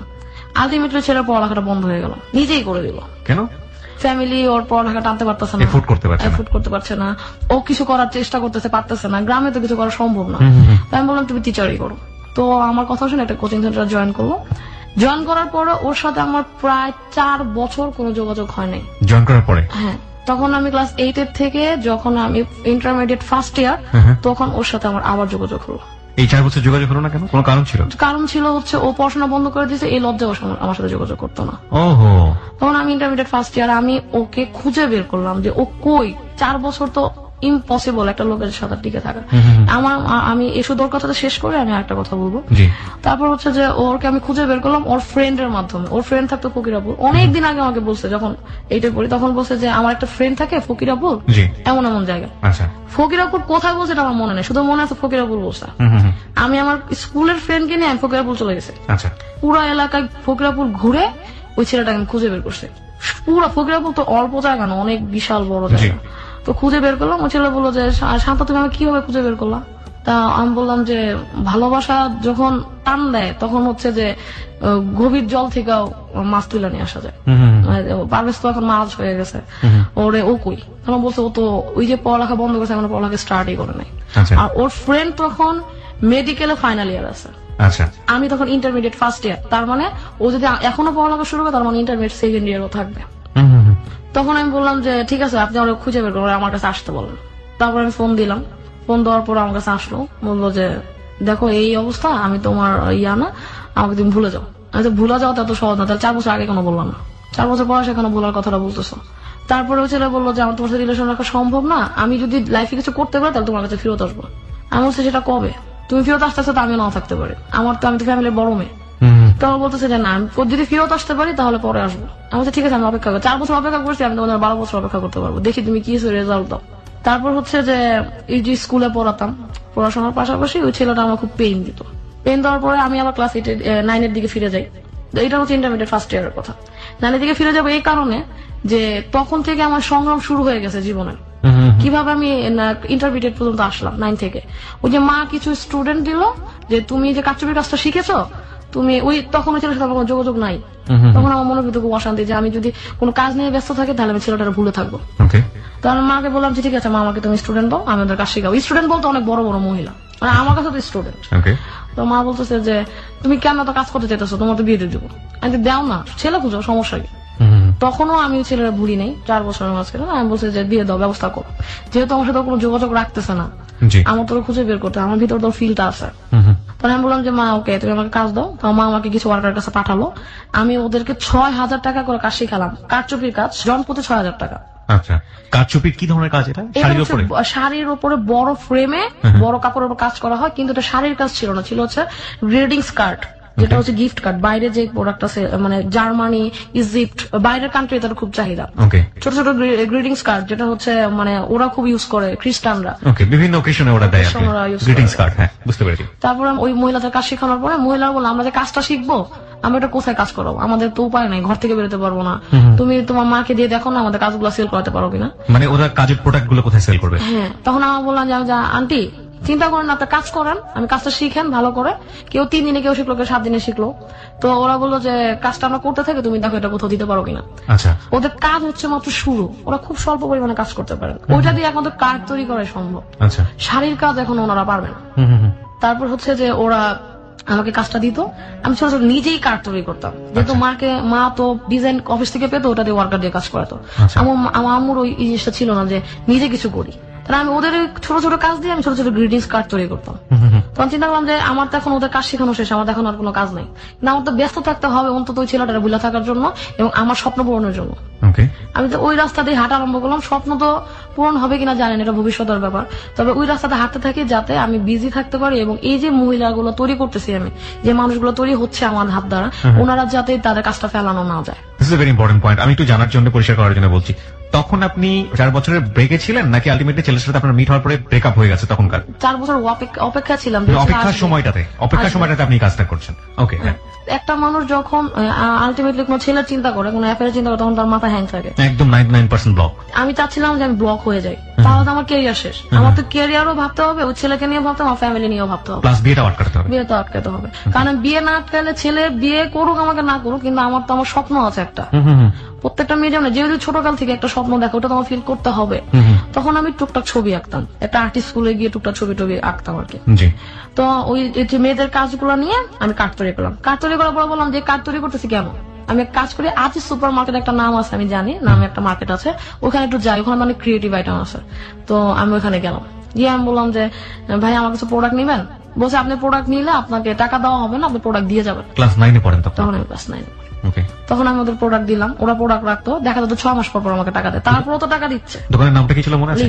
লিপস। কি ধরনের জিনিসপত্র বিক্রি হতো? ওই দোকানে ড্রেস বিক্রি হতো, পাশাপাশি হচ্ছে ক্রাফট আইটেম সেল হতো। আচ্ছা, তো আমি প্রথমে শুরু করি কার্ড দিয়ে। আচ্ছা, এই কার্ডের কোনো বিশেষত্ব ছিল যে এই দিবসের জন্য বা ওই দিবসের জন্য? এটা দিবসটা তখন ভ্যালেন্টাইন ডে সামনে, তখন ভ্যালেন্টাইন ডে ছিল। এগুলো খুব ভালো করে মার্ক করবেন প্রিয় শ্রোতা। হ্যাঁ বলুন। তারপর ভ্যালেন্টাইন ডে ছিল, তো ভ্যালেন্টাইন ডে তো গিফট কার্ড লাগে, ঢাকাও চলে, বাংলাদেশে। কত টাকার প্রোডাক্ট এখানে ছিল? এখানে ছিল 1200 টাকার প্রোডাক্ট, টোটাল 1200 টাকার প্রোডাক্ট। হ্যাঁ, ওটা হচ্ছে আমার ফার্স্ট পুঁজি। 1200 টাকা আপনার ফার্স্ট পুঁজি ছিল। আর ওই যে মেয়েদের দিয়ে কাজ করাতাম, ওরা তো শিখে কাজটা করে দিচ্ছে, ওরা আমাকে থেকে টাকা নিচ্ছে না। ওরা বলতেছে তুমি যদি সেল করতে পারো, আমাদের এই কাজটা কোনোভাবে মোটিভেট করে সেল করো, তাহলে তুমি পরে টাকা দিও। আমাদের একটা আয়ের উৎস পেলাম। তখন হচ্ছে যে আমি আদি সুপারে গেলাম, প্রোডাক্ট দিলাম, তারা পছন্দ করলো, 1200 টাকার প্রোডাক্ট রাখলো, আমার নিজের পুঁজি খাটায়। আমি বলছিলাম যে ভাই যদি সেল হয় তাহলে আমাকে যদি অর্ডার দেন তাহলে আমাকে কিছু টাকা অ্যাডভান্স করে দেন, আমার হাতে টাকা নাই। আমি যে স্টুডেন্ট পড়াই আর যে স্কুল করি ওইটা দিয়ে আমার রাস্তা ভাড়া বাদ দিয়ে আমার আপনার কাছে আসতে হবে, প্রোডাক্ট গুলো দিতে হবে। আচ্ছা। আর আমি কিছু মহিলা নিয়ে কাজ করতেছি, যেহেতু আমি এত বড় না, আমার এত টাকা নাই, ফ্যামিলি দিবে না এত টাকা। তো সেই ক্ষেত্রে ওরা করলো কি যে ঠিক আছে আপনি চলে যান, আপনাকে প্রোডাক্ট বিক্রি হলে জানাবো। তখন তো আমার কাছে মোবাইল নেই, কিভাবে জানাবে? তখন বললো যে আপনার কাছে TNT নাম্বার আছে? TNT নাম্বার ছিল শুধু আমার নানুর ঘরে। TNT নাম্বার ফোন দিব? আচ্ছা ভাই তাহলে আমি একটা টাইম দিয়ে যাই, ওই টাইমটাই ফোন দিন, কারণ যদি অন্য টাইমে ফোন দেয়, আমি যদি না ধরি, অন্য কেউ ধরলে বলবে শান্তা ব্যবসা করতেছে। তো আমাকে ওয়াফি ডাকতো বাসায় কয়েকজন, যে ধরুন আমি একটা টাইম দিয়ে দিলাম আধা ঘন্টা, যে ভাই আপনার ফোন দিলে এই থেকে এই টাইম পর্যন্ত ফোন দিবে। ওইখানে একটা ভাইয়া ছিল যে খুবই ভালো, ও আমাকে করতে গিয়ে সাপোর্ট দিত উনি। তারপরে ওই ভাইয়া আমাকে বললো যে ঠিক আছে আমি ওই টাইমটা ফোন দিব, আপনি ফোনটা আপনিই থাকবেন লিফটের ওই ভাইয়া। তো ওই ভাইয়া উনি আমাকে ফোন দিয়ে বললো একদিন, তো ফোন দিল যে আপা আপনার তো এরকম এরকম কিছু কার্ড ছিল, সে কিছু কার্ডের অর্ডার আছে। বাহ, আমি তো খুবই খুশি, অর্ডার শুনেই খুশি যে কি কাজ করলাম যে অর্ডার চলে আসছে। তো সাথে সাথে চলে গেলাম, নিজের প্রতি একটা বিশ্বাস ছিল যে আমি কাজটা ভালো করতে পারবো। তো আমি অর্ডার পেলাম, মানে আমাকে কাজটা এই জন্য আনতে যেতে হলো কারণ আমার যে ওয়ার্কার ওদের তো কিছু সময় লাগবে কাজটা করতে, যেহেতু এক কোয়ালিটির কাজ। আনফরচুনেটলি ওরা এমন একটা কার্ড চুজ করেছে যেটা হচ্ছে আমার তৈরি, ওইটা আমার ওয়ার্কাররা করতে পারবে না, ওটা হচ্ছে পেপার দিয়ে তৈরি একটা কার্ড, হ্যান্ডমেড পেপার দিয়ে। তো ওই টুকটাক যা সেল হচ্ছিল ওই মেয়েদের, ওই সেলের টাকাগুলো আমি ওদের হাতে দিয়ে দিতাম। আর আমার যে হ্যান্ডমেড পেপারের কার্ড, ওইটা আমি এমনি শখের বসে তৈরি করেছি যে দেখি যদি হ্যান্ডমেড পেপার চলে তাহলে এটা তো কাজের কষ্ট নেই, এটা হচ্ছে মাথা খাটাও আর হচ্ছে তৈরি করো। মাকে বললাম মা আমি তোমার একটা অর্ডার পেয়েছি, তুই কবে দিলি প্রোডাক্ট? আচ্ছা মা কবে দিয়েছিল জানার দরকার নেই, চলো আমরা একটা তৈরি করি, 4000 পিসের কার্ডের অর্ডার দিতে হবে 7 দিনে। 4000 পিস? তখন আমার মায়ের ওয়ার্কার এই কাজ জানে না, আম্মু জানে, টুকটাক আমি করি। তখন আম্মু বললো যে এটা তো তোমার সময় দিতে হবে। তখন আমি বললাম যে হ্যাঁ আমি সময় দিব। 4000 পিসের কার্ডের অর্ডার, পার পিস কার্ড ছিল 22 টাকা করে। ঠিক আছে, 22 টাকা থেকে আবার 4 টাকা আমার ওই লোককে দিত, তো সুজন ভাইকে। আর যে 18 টাকা ওইটা থাকতো আমার গাইডে, ওইখান থেকে আবার ওই যে কাগজ কিনতে হবে, ম্যাটেরিয়ালস গুলা কিনতে হবে, তারপরে ওয়ার্কার যারা আছে তাদের দিতে হবে। কাজের ওয়ার্কার ছিল না কারণ ওরা এই কাজটা বুঝতো না। তার মানে আপনি আর আপনার মা? আমি আর আমার মা। My goodness. ওকে, কার্ড কেটে আনছি, কাগজ ফকিরাপুর ঘুরে ঘুরে, অনেক জায়গায় ঘুরে ঘুরে, ভাই একটু কেটে দেন না, আমাদের এত কম কাজ আমরা করি না। 4000 পিস আমার কাছে অনেক, কিন্তু ওদের কাছে 4000 পিস কোনো বিষয় না, আমরা এত কম কাজ করি না। যে ভাই প্লিজ আমার একটু কাজটা করে দেন, আমি তো স্কুলে পড়ি, আমার যে কাজটা করে দেন আমার খুব উপকার হয়। তখন অনেক ধরে টরে অনেক রিকোয়েস্ট করে কাজটা করে এনে দিলাম। তারপর ওইখানে একটা বাইন্ডার ছিল যে হচ্ছে মানে কাটিং ঘরে কাজ করতো, শহীদ, উনি আমাকে খুব হেল্প করলো। তারপর করে দিলাম, ওই আমি বাসায় না জানিয়ে বাইরে চলে যেতাম। ফকিরাপুর যদি কখনো বাসায় জানে, বাসায় যে ফকিরাপুর গেছি তাহলে খবর আছে। এখান থেকে এখানে গেলে বলতে হয় স্কুলে যাই, কোচিং এ যাই, এটা বলে বলে দূরে দূরে চলে যেতাম, গিয়ে আপনি কাজগুলো করতেন। হ্যাঁ, তো দেখা যেত যে তারপরে কেটে আমার মাকে দিলাম, মা বললো যে তুমি কার্ড ভাঁজ করো, আমি কাজ করতেছি। তখন মা রাতে বসতো, সব কাজ শেষ করে, ওয়ার্কারের কাজ, ঘরের কাজ, সংসার কাজ, মাকে দেখে শিখা, যেটা আমাদের যত্ন, ওয়ার্কার, নিজের সংসার, রান্না বান্না সব কাজ শেষ করে মা রাতে 12টার দিকে আমার কাজ করতে বসতো, ভোর পর্যন্ত কাজ করতো। আমি 2টা পর্যন্ত কাজ করে দেখতাম আমি ঝুমতেছি, ঘুমাই যাবো, মা বলতো তুই গিয়ে ঘুমা, আমি কাজটা করতেছি। এরকম করতে করতে যখন 4 রাত পরে আমার মা হচ্ছে বললো যে কালকে শিপমেন্ট, মা বলছে যে ঘুমা, আমি কাজ করতেছি প্রতিদিনকার মতো আজকেও কথা। আমি গিয়ে ঘুমাইলাম, মানে ঘুমাইলাম বেসিক্যালি আমার বড় 2 ঘন্টা ঘুমা, 2টা থেকে ঘুমাই ঠিকই সকাল 9টায় উঠছি, কিন্তু আমার মা কিন্তু তখনও ঘুমায়নি, কখনো কাজ করেই যাচ্ছে, করেই যাচ্ছে। আমাকে ডাক দেয় না, কারণ ওই যে আমার ডেলিভারি, আমি আগের দিন সারাদিন পরিশ্রম করছি, কাটানে দৌড়াদৌড়ি করছি, কাজ করেছি এবং ওয়ার্কারদের কাজ শিখেতে গেছি। তো মা বলো যত সারাদিন খাটাখাটি করছে ওরা না ডাকবে, ঘুমাইলে সকালবেলা হয়তো কাজটার সাপোর্ট দ্বিগুণ পাবো। তখন মা আমাকে কাজটা করে দিল। আমি সকাল উঠে দেখি আমার আম্মুর আঙ্গুল ফুলে গেছে কেচি দিয়ে কাটতে কাটতে। তো মানে আম্মুর এই যে সাপোর্ট, এটা হচ্ছে খুবই বিশাল পাওনা আমার কাছে।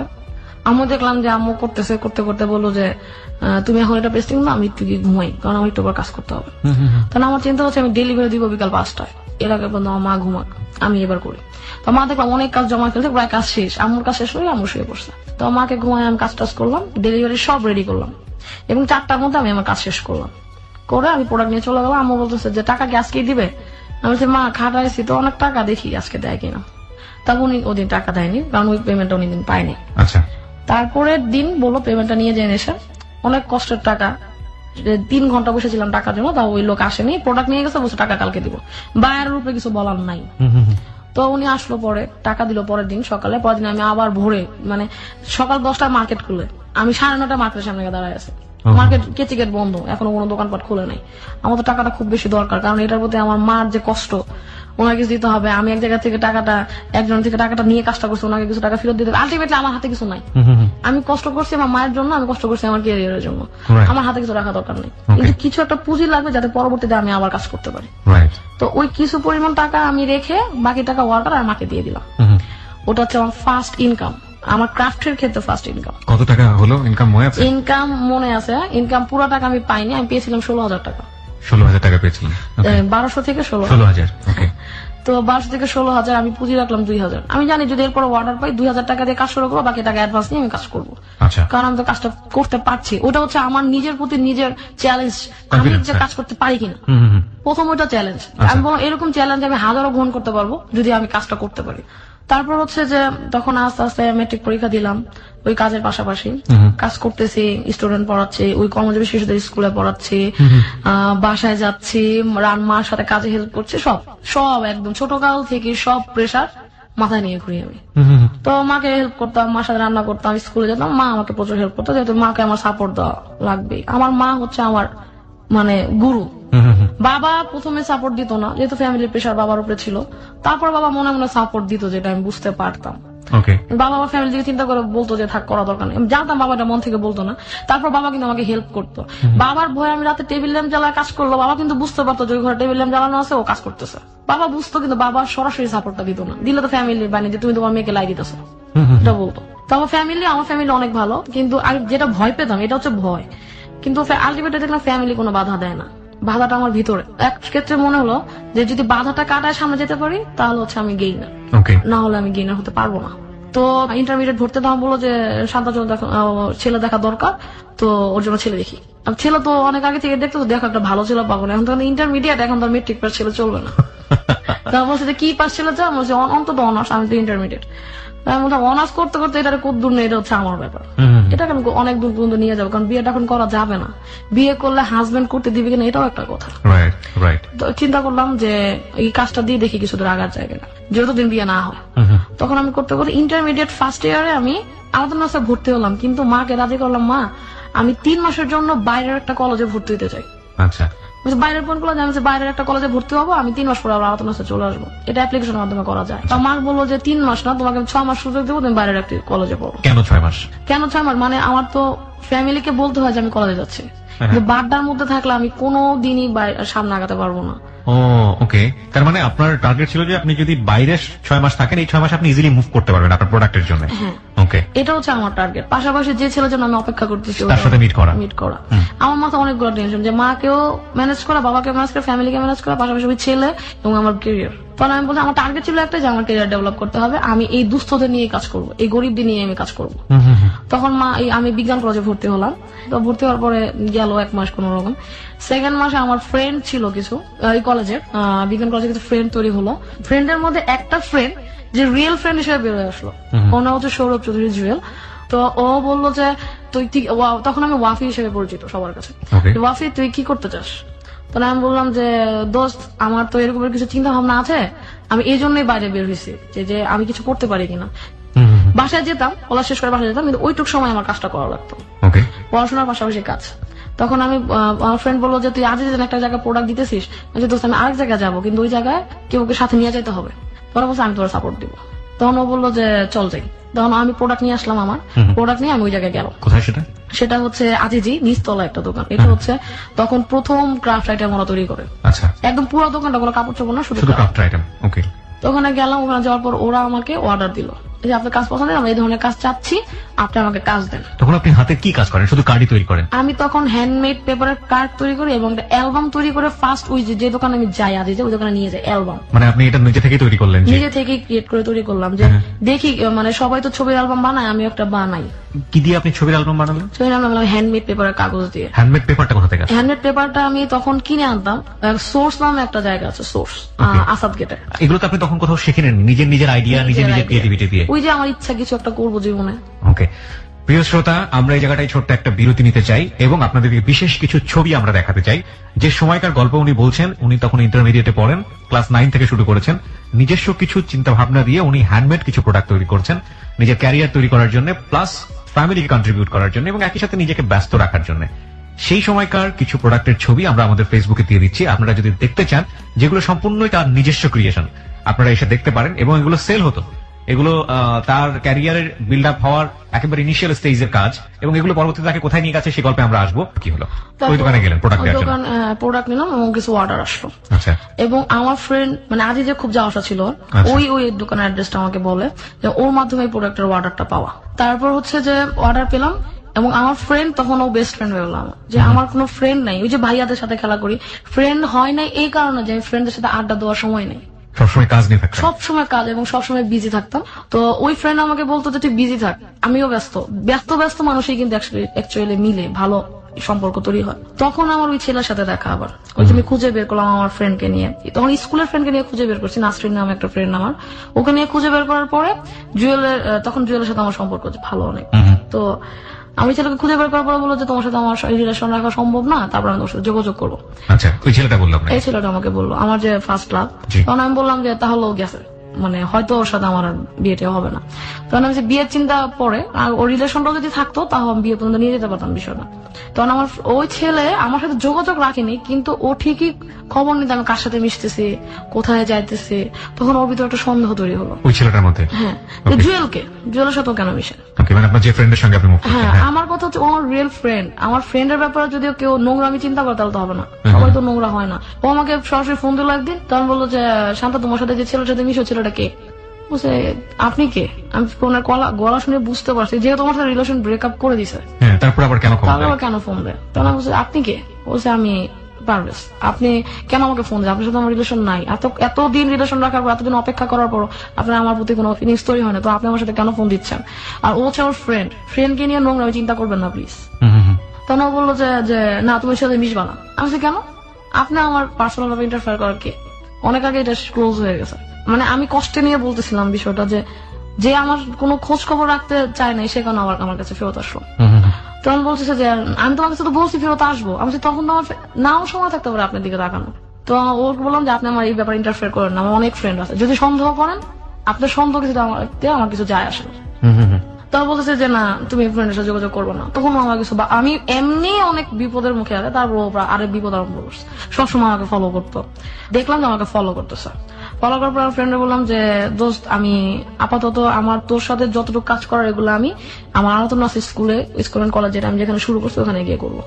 তখন আমার ফ্রেন্ডের সাথে আড্ডাটা, তখন আমি আড্ডাটার মজা পাই যে আড্ডা আসলে কি, একটা মানুষের মগজকে স্বস্তি দেওয়ার জন্য আড্ডা অনেক বেশি প্রয়োজন। তখন আমি আড্ডা এত বেশি তখন মিস করতাম ওদের, যে বেসিক্যালি লাইফটা আমার ওইখানে বিজ্ঞান কলেজ ওইটাই আমি মানি যেটা। আর বাড্ডা আমার আছে, আমি কলেজে ঠিকই পড়াশোনা করতাম, কিন্তু আড্ডাটা ওইখানে গিয়ে মারা হতো। দেখা যায় যে ফ্রেন্ড জুয়েল বসে তুই আয়, তখন ওর মাধ্যমে কিছু প্রোডাক্ট দিই। ওই যে দোকানে আমি প্রোডাক্ট নিয়ে 30,000 টাকার অর্ডার পেলাম। তখন কি আপনি নিজেই করতেন নাকি কিছু লোকজন নিয়ে গেছেন? তখন আমি আমার মায়ের পাশে মাকে বললাম যে মা যেহেতু এখন 30,000 টাকার অর্ডার, আমার লোক লাগবে অন্তত 2 জন। সাথে সাথে আমার ভাই বললো যাবো তোর লোক এখন টাকা দেওয়ার সময় আসে নাই, ওয়ার্কার পালার সময় এখন আসে না, আমি তোর সাথে কাজ করবো। আমার ছোট ভাই আমাকে সাপোর্ট দিল, এবং ও দেখলাম ওর ফ্রেন্ড নিয়ে আমার সাথে কাজ করলো। এবং আমার যে ওয়ার্কার যারা কাজ করতে, যাদেরকে আমি কাজ শিখিয়েছি 6 জন, ওই 6 জনকে কাজ শিখেছে। ওরা বললো যে তুমি আমরা পারি না, তুমি শিখাই দিবা। এখন তো এত আস্তে আস্তে অর্ডার বড় দিকে যেতেছে, তুমি এখন যদি আমার না শিখাও তাহলে তুমি এত কাজ কিভাবে দিবা? তাহলে ওদেরকে কিছু কাজ দিলাম, আমরা সবাই মিলে কাজটা তুলে নিয়ে আসলাম। যেটা সময় পেয়েছিলাম 14 দিন, ওটা আমরা তৈরি করলাম 10 দিনে। 10 দিনে দিয়ে আমি আমার পেমেন্ট নিয়ে আমার সবাইকে দিয়ে দিলাম। দিয়ে দেওয়ার পরে জুয়েল আমাকে বললো, মার সাথে জুয়েলের সাথে ভালো সম্পর্ক ছিল, তো জুয়েল আমাকে একদিন বললো দোস্ত তুই এখন ইন্টারমিডিয়েট শেষ পর্যায়ে তুই এক কাজ কর, তুই ইন্টারমিডিয়েট পরীক্ষার পরে প্রাচ্যনাটে ভর্তি হ, থিয়েটার। ওইখানে হচ্ছে যে মানে থিয়েটার বেসিক্যালি কাজ করে, আর হচ্ছে লাইট ডিজাইনের কাজ করে। তুই ও হয়তো ফিল করছে যে আমার হয়তো থিয়েটারিক্যাল বা প্র্যাকটিক্যাল লাইফে আসা জরুরি অনেক। তো আমার বললো দোস্ত তোর প্র্যাকটিক্যাল থিয়েটার করা উচিত। তখন আমি বললাম থিয়েটার, তো আমি খুবই অপরিচিত এই জায়গাটার সাথে, কারণ আমি সন্ধ্যা 6টার পরে বাইরে থাকতে পারতাম না। নাটক গুলো সব হতো সন্ধ্যা 7টা 7:30টায়। তখন আমি থিয়েটার দেখিও নাই কোনোদিন। তখন ও আমাকে জোর করে বললো দোস্ত তুই ফ্রেন্ডের কারো জন্মদিনের কথা বলে বাসা থেকে বেরো, তোর আমি কোনো নাটক দেখাই। অনেক কষ্টে ম্যানেজ করে মা প্লিজ আজকে আস্তে আস্তে 9টা বেজে যাবে, আমার ফ্রেন্ডের জন্মদিন হ্যান ত্যান বলে আমি বাসা থেকে বেরোলাম। ইন্টারমিডিয়েট পরীক্ষা মাত্র দিয়েছি। তো আমাকে একটা নাটক দেখালো, এবং যে থিয়েটারে আমি ভর্তি ওই থিয়েটারে নাটকটাই দেখালো, প্রাচ্যনাটে রাজা এবং অন্যান্য। এই নাটকটা আমাকে দেখালো, আমি খুব ইমপ্রেসড। আর আমি বললাম যে আমি থিয়েটারে ভর্তি হবই, তখন হচ্ছে ওই যে প্রফেসরদের স্কুলে পড়াতাম ওইখান দিয়ে একটা ট্রেনিং হলো, ওইখানে ট্রেনিং এ আমাকে 6,000 টাকা দিল 21 দিনে। 6,000 টাকা আমার কাছে আছে। তখন বলি স্কুলে, আমি বলি স্কুলে ভর্তি হতে কত লাগে? বলছে 6,000। আমি বলছি 6,000 টাকা আমার কাছে আছে, আমি ভর্তি হবো। ব্যবসার টাকা তো এনে ওয়ার্কারদের দিয়ে দিয়ে ব্যবসার জন্য কিছু আলাদা জমাচ্ছি, মাকে দিচ্ছি, ওটার জন্য তো আলাদা। ব্যবসার টাকা তো আমি স্কুলিং এ লাগাবো না। এটা হচ্ছে আমার ওয়ান পার্ট অফ টাকা, যেটা দিয়েছে আমি ট্রেনিং এর মাধ্যমে পেয়েছি। তো ওইখানে মাধ্যমে আমি থিয়েটারে ভর্তি হলাম। ভর্তি হওয়ার পরে স্কুলিং করলাম, মানে গ্রুপ কখনো মিস করতাম না। থিয়েটার স্কুলিং শেষ হয়েছে 6 মাস পরে। 6 মাস পরে যখন আমাদের লাস্ট শো হয়, ওটা হচ্ছে লাল শালু ছিল শো এর নাম। লাল শালুতে আমি হচ্ছে একটা মেইন ক্যারেক্টারে কাজ করি। তো এত বেশি রিসার্চ করে ক্যারেক্টারটা করেছি যাতে আমি মানে খুব তাড়াতাড়ি থিয়েটার ফেমাস হয়ে যায়।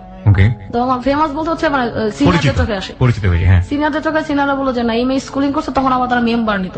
স্কুলিং এর সবাইকে নিত না, বেছে বেছে মেম্বার কালেক্ট করতো। 5 জন কালেক্ট করলো, 5 জনের মধ্যে আমি হচ্ছে একজন।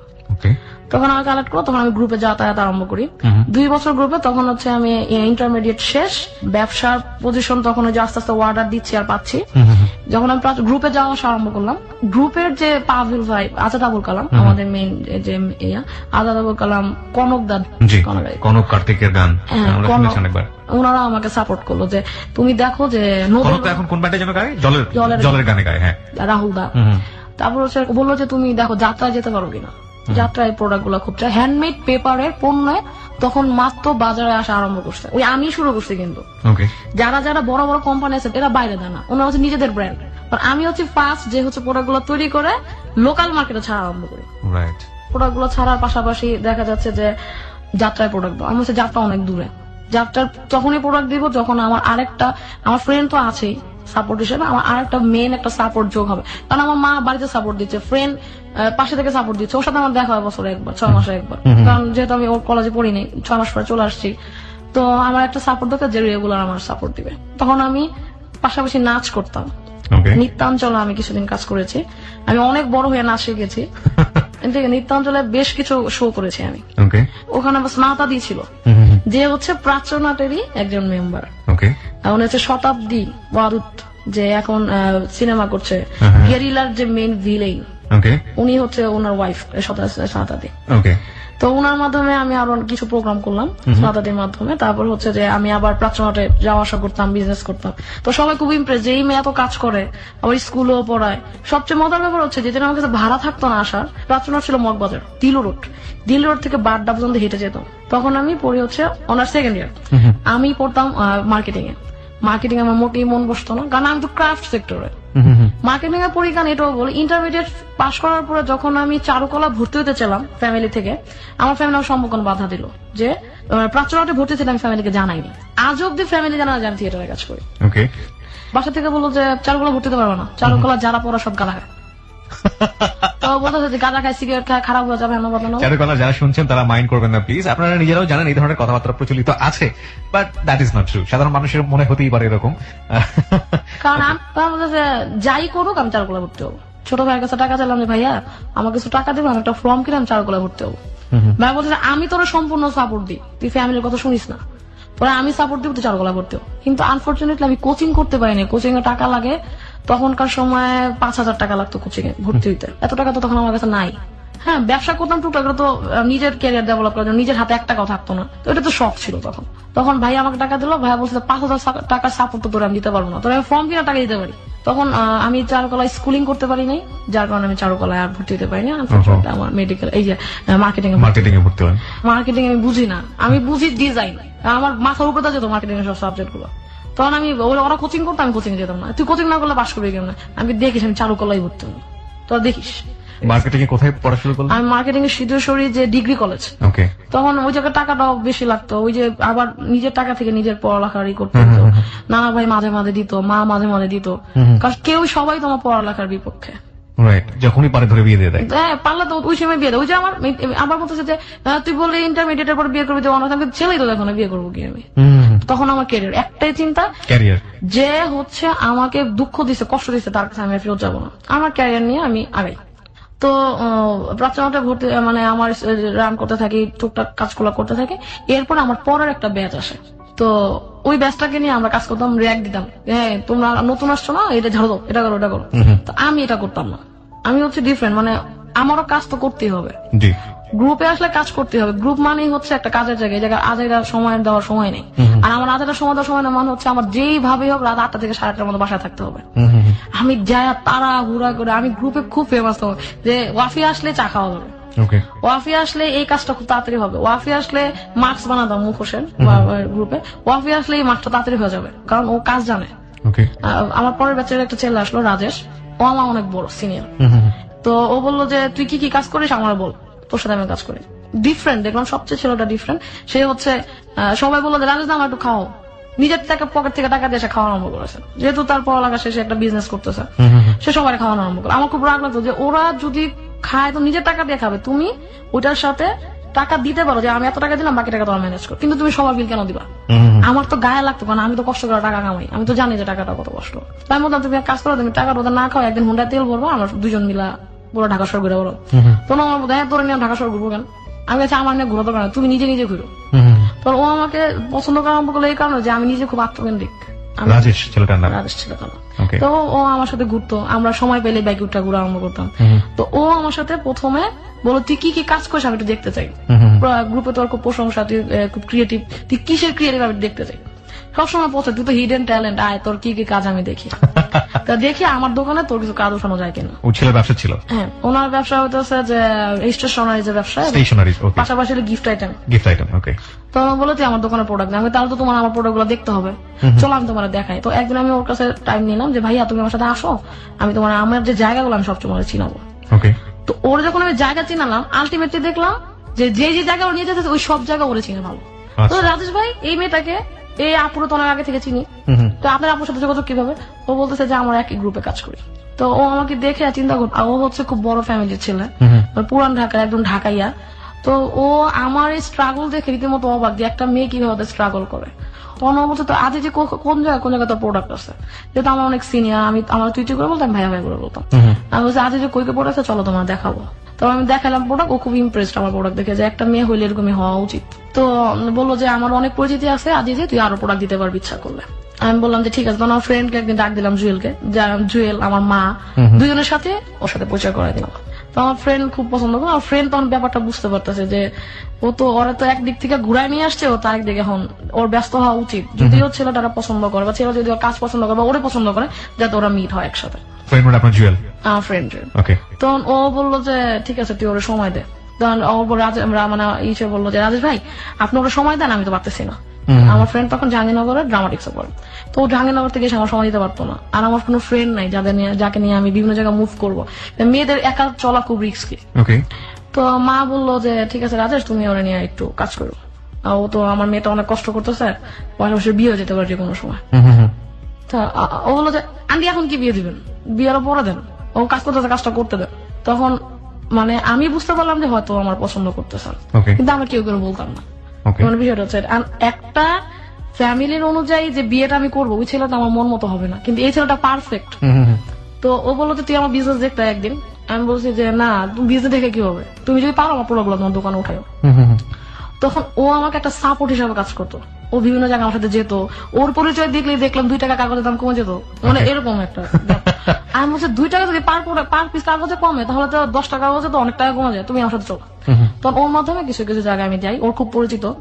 তো যেদিন ও বলতেছে একদিন তুই আমার দোকানে, ওই দিন আমার বাসায় একটা ছেলে মানে দেখতে আসে, এবং ওই দিনই আমার মানে বিয়ে দিয়ে দেবে, কাবিন হয়ে যাবে, এমন একটা ব্যাপার। তখন আমি বলছি যে আমি আজকে ভাগলেই তো দেখতে পারবো না, আমার তো কিছু জানাই না, আমি জানি না বিষয়টা, আমি জানি কিন্তু আমি বলবো যে আমি জানি না। তখন আমি বাসা থেকে বের হয়ে গেলাম, আমার খুব মন টন খারাপ। আমি গেলাম ওর দোকানে, লক্ষ্মীবাজার, খুঁজতে লোকাল বাসে উঠলাম, লোকাল বাসে উঠে যেতে ততক্ষণ লাগে। তো গিয়ে নামলাম, হাঁটতে তোর দোকানে গেলাম, গিয়ে বলে দেখ এটা আমার বিজনেস। এখন আমি বুঝলাম না যে ওর বিজনেস আমার কেন দেখাইতেছে। তখনও কিন্তু আমরা দুজনকে পছন্দ করি, কিন্তু কেউ কেউ বলি না, কারণ আমার ভিতরে একটা ভয় যদি এটাও যদি হয়ে যায়। আর ও বলতেছে যে ও তখন একটা মেয়ের সাথে অ্যাফেয়ার করতো, 10 বছরের অ্যাফেয়ার ছিল। ওই মেয়েটা প্রচন্ড পরিমাণ বিরক্ত করতো ওরা, মানে বাসায় এসে বসে থাকতো, কোন ফ্যামিলি নেই, কিছু নাই, মানে আয়সা সবসময় মানে ঘুমের ওষুধ খেয়ে ফেলতো, এই মানে সিনক্রেট করতো। তো বলছে যে বিয়েও অর্ডার করবে, এটা আমি বুঝে ফেলছি। তো একদিন গ্রুপে যখন ওই মেয়েটা আসে, তখন বলছে দেখ, সবাই বলছে দেখ মিসেস রাজেশ আসছে। আমি তখন রাখলো, তুই জানো যে মিসেস রাজেশ, তুই জানো যে রাজেশ ভাইয়ের বউ হইব? তখন আমার ফ্রেন্ডরা বললো, মানে গ্রুপের ফ্রেন্ডরা, তুই খেয়া পোষ কেন, তুই কি রাজেশ পছন্দ করিস? আর বলছি না, পছন্দ করি না, করি মিসেস রাজেশ বলবি কেন? তখন ও বলতেছে যে না আচ্ছা ঠিক আছে বলবো না। তারপর ওই ছেলে বললো যে দেখ আমার বিজনেসটা দেখছিস? হ্যাঁ দেখছি। তাহলে এক কাজ কর, আরেকজনের সাথে তোর পরিচয় করে দিব। তো আর কিছু কিছু মানুষের সাথে পরিচয় করে দিল, আমার ওর বাসায় নিয়ে গেল আমাকে, মানে দেখালো আমাকে, দেখা বললো যে মেয়েটা কেমন, আর পাশের রুমে নিয়ে গিয়ে বলছে যে মেয়েটা ভালো, তবে জিন্সের প্যান্ট পরে তো কেমন কেমন। আমি তো প্যান্ট ট্যান্ট পরে ঘুরাঘুরি করি। বলছে যে জিন্সের প্যান্ট পরার কোনো ফ্যাক্টর না মা, এখন সবাই পরে, আমার যদি দেখো মেয়েটা কেমন ভালো। বলছে হ্যাঁ, দেখি এরকম একটা মেয়ের বিয়ে করবো। ও বললা আমি ওদের বাসায় ভাত খাই, দুপুর কিছু খাই না, ওদের ভাত খেয়ে বের হয়ে আসি।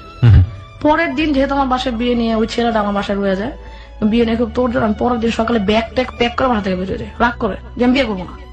আমি এখন একটা উপরে উঠতেছি মাত্র 2-5 সিঁড়ি পরে তখন নিচে নামাই নিয়ে আসে, তাহলে এটা কিভাবে হয়? বের হয়ে গিয়ে আমি ওকে ফোন দিয়েছি, রাজেশ ভাই তুমি এদিকে আসো, আমি বাসা থেকে বের হয়ে গেছি। তখন আমি গ্রুপে পাবেল ভাইরা জানাই যে পাবেল ভাই আমরা তো বাসা থেকে বের হয়ে গেছি, আমাকে কোনো থাকার ব্যবস্থা করে দিতে পারবেন? পাবেল ভাই বলতেছে কেন? আমি বলছি এই সমস্যা। পাবেল ভাই বাসা থেকে বের হয়ে যাও, তোমার আমি থাকার ব্যবস্থা করে দেবো, আমার অনেক হোস্টেল আছে, মহিলা হোস্টেলে আমার গ্রুপের মেয়েরাও থাকে, ওখানে তোমার থাকার ব্যবস্থা করে দেবো। তখন আমি রাজেশ ওর সাথে দেখা করলাম আজিজ সুপার মার্কেটের সামনে। তো ও ওই দিন ডাক্তার দেখাবো, ওর আবার থাইরয়েডের প্রবলেম আছে, তো ডাক্তার দেখাবে। তো ও ডাক্তার দেখালো, আমি বললো তুই এখন কই যাবি? আমি আমি কোথাও যাবো না, আমি যদি বাসায় তো যাবোই না, যদি আজকের মধ্যে পারি বিয়ে করে ফেলবো। কারে বিয়ে করবি? আমি রাস্তায় দেখবো যেটা পছন্দ বিয়ে করে ফেলবো, বা গ্রুপে পাগল ভাইয়ের কাছে যাবো, পাগল ভাই আমার হোস্টেলে থাকার ব্যবস্থা করে দেবে। তখন বলছে আচ্ছা তুই মাথা গরম করিস না, চলো আমরা কিছু কাজ করি আগে। কি কাজ? বলতে যেতে চকে যাবো প্যাকেট কিনতে। কি জন্য? গ্রুপে লাগবে। আচ্ছা আমি তো গ্রুপের জন্য জীবন দিতে বস্তু, চলো যাই গ্রুপে। তখন আমি তো গ্রুপে যাওয়ার আগে আমি যে আজকে কিছু জায়গায় প্রোডাক্ট দিই ওদের সাথে একটু কথা বলে যাই। আমি কথাটা বললাম, ওরা দেখলো, নতুন কিছু বাইরের সাথে পরিচিত হলাম যে আমরা ওনার প্রোডাক্ট নিতে চাই। তো রাজেশ ভাই দেখলো আমার লাইফ, আমার জীবন খুব উজ্জ্বল, এই মেয়ে এত অর্ডার পায়, এই তো চলেই যাবে। তো ও বললো যে তুই চিন্তা করিস না, আরো অর্ডার পাবি, তুই এখন তুই বাসায় যা। আমি বাসায় আমি যাবোই না, আমি আজকেই বিয়ে করবো, আমি এটা বলতেছি। তো আজকে আমি হোস্টেলে থাকবো। তখন ও বলছে আচ্ছা চল, চকে গেলাম, কিছু খাম টাম কিনলাম, তখন ডিসিশন নিলাম যে আমি বিয়ে করবো। ও বলতেছে আমারও তো বিয়ে করা দরকার। প্রপোজ কিন্তু কেউ কেউ করিনি, বলছে আমারও বিয়ে করা দরকার। আচ্ছা ঠিক আছে, আমাকে বিয়ে করবা? কে বলেছে? আমি বলছি। প্রিয় শ্রোতা, আমরা এই জায়গাটায় ছোট্ট একটা বিরতি নিতে চাই। আপনারা সবাই শুনছেন close up presence hello 8920 ABC radio FM 89.2 এ। আজকে এখানে ওয়াফি ইসলামের জীবনের গল্প প্রচার হচ্ছে। আমরা সবসময় একটা কথা বলে থাকি, life is more than drama. জীবন নাটকের চেয়ে অনেক অনেক বেশি নাটকীয়, এবং প্রত্যেকটা হ্যালো 8920 একটা জায়গাতে এসে কোনো ধরনের কোনো ব্যতিক্রম ঘটে না। জীবনের গল্পের রং বিভিন্ন রকমের। আমরা 150তম পর্ব পার করে দিয়েছি কিছুদিন আগে, আমরা ধীরে ধীরে 160তম পর্বের দিকে এগিয়ে যাচ্ছি। এবং এই যে এতগুলো পর্ব প্রচারিত হয়েছে, প্রত্যেকটা জীবনের গল্প প্রত্যেকটা জীবনের গল্পের চেয়ে আলাদা, কিন্তু একটা জায়গায় এক, সেটা হচ্ছে প্রতিটা জীবনের গল্পই গল্প শেষে আমাদেরকে একটা লেসন দেয়, আমাদেরকে একটা অদ্ভুত সুন্দর মেসেজ দেয়। সেই মেসেজের জায়গাটি কিন্তু আমরা এখন পর্যন্ত ওয়াফি ইসলামের জীবনের গল্প থেকে পাইনি, সেই জায়গাটি পাবো আমরা ঠিক রাত। ওয়াফি, আপনি প্রথম রাজেশকে বললেন যে আমাকে বিয়ে করবা, তারপর? তখন এটা হচ্ছে খিলগাজে ফ্লাইওভারটা হয়েছে নতুন, তখন ওটা নতুন হয়েছিল। আমি বললাম যে বিয়ে করবা? ও বলতেছে যে হ্যাঁ করবো। আমি বলছি যে দেখো ঘুরে ফিরে কিন্তু তোমার আমার লাইফ এক জায়গায় এসে ঠিক গেছে, তুমি বিয়ে করবো না আমি জানি, আর আমার জীবনে কেউ নাই। আমার বাসা থেকে যে পরিমাণ বিয়ের পেশা দিচ্ছে, যে ছেলের কথা বলতেছে ওই ছেলের সাথে আমার মানে লাইফে আগানো সম্ভব না। তো ও বলছে যে কবে বিয়ে করবো? আমি আজকে। বলছে সময় 1 ঘন্টা পাবি, এর মধ্যে করবো? যে হ্যাঁ এর মধ্যে বিয়ে করবো। তো ও খুব চালাক, ও করছে কি আগের দিন রাতে ওর ভাইকে বলে দিছে যে আমার বিয়ে করে ফেলছে। বিয়ে কিন্তু তখন আমি করিনি, প্রপোজও হয়নি। তো ও বলতেছে আমি কিন্তু বিয়ে করতেছি, মানে ও জানে যে আমি তো আগের দিন রাতে 2টা বন্ধু কথা বলছি যে দেখো আমার এই সমস্যা বাসায় হচ্ছে, আমি আলটিমেটলি কালকে সকালে বের হয়ে যাবো। আমার মা সামনে বসা, মা জানে যে আমি বের হয়ে যাবো। তো মা বলতেছে যে তুই কই যাবি, বকা টকা দিতেছে, মানে আম্মু ভাবতেছে আমি রাগ করে বলতেছি, আলটিমেটলি আম্মু না জানে আমি বের হয়ে যাবো বাসা থেকে।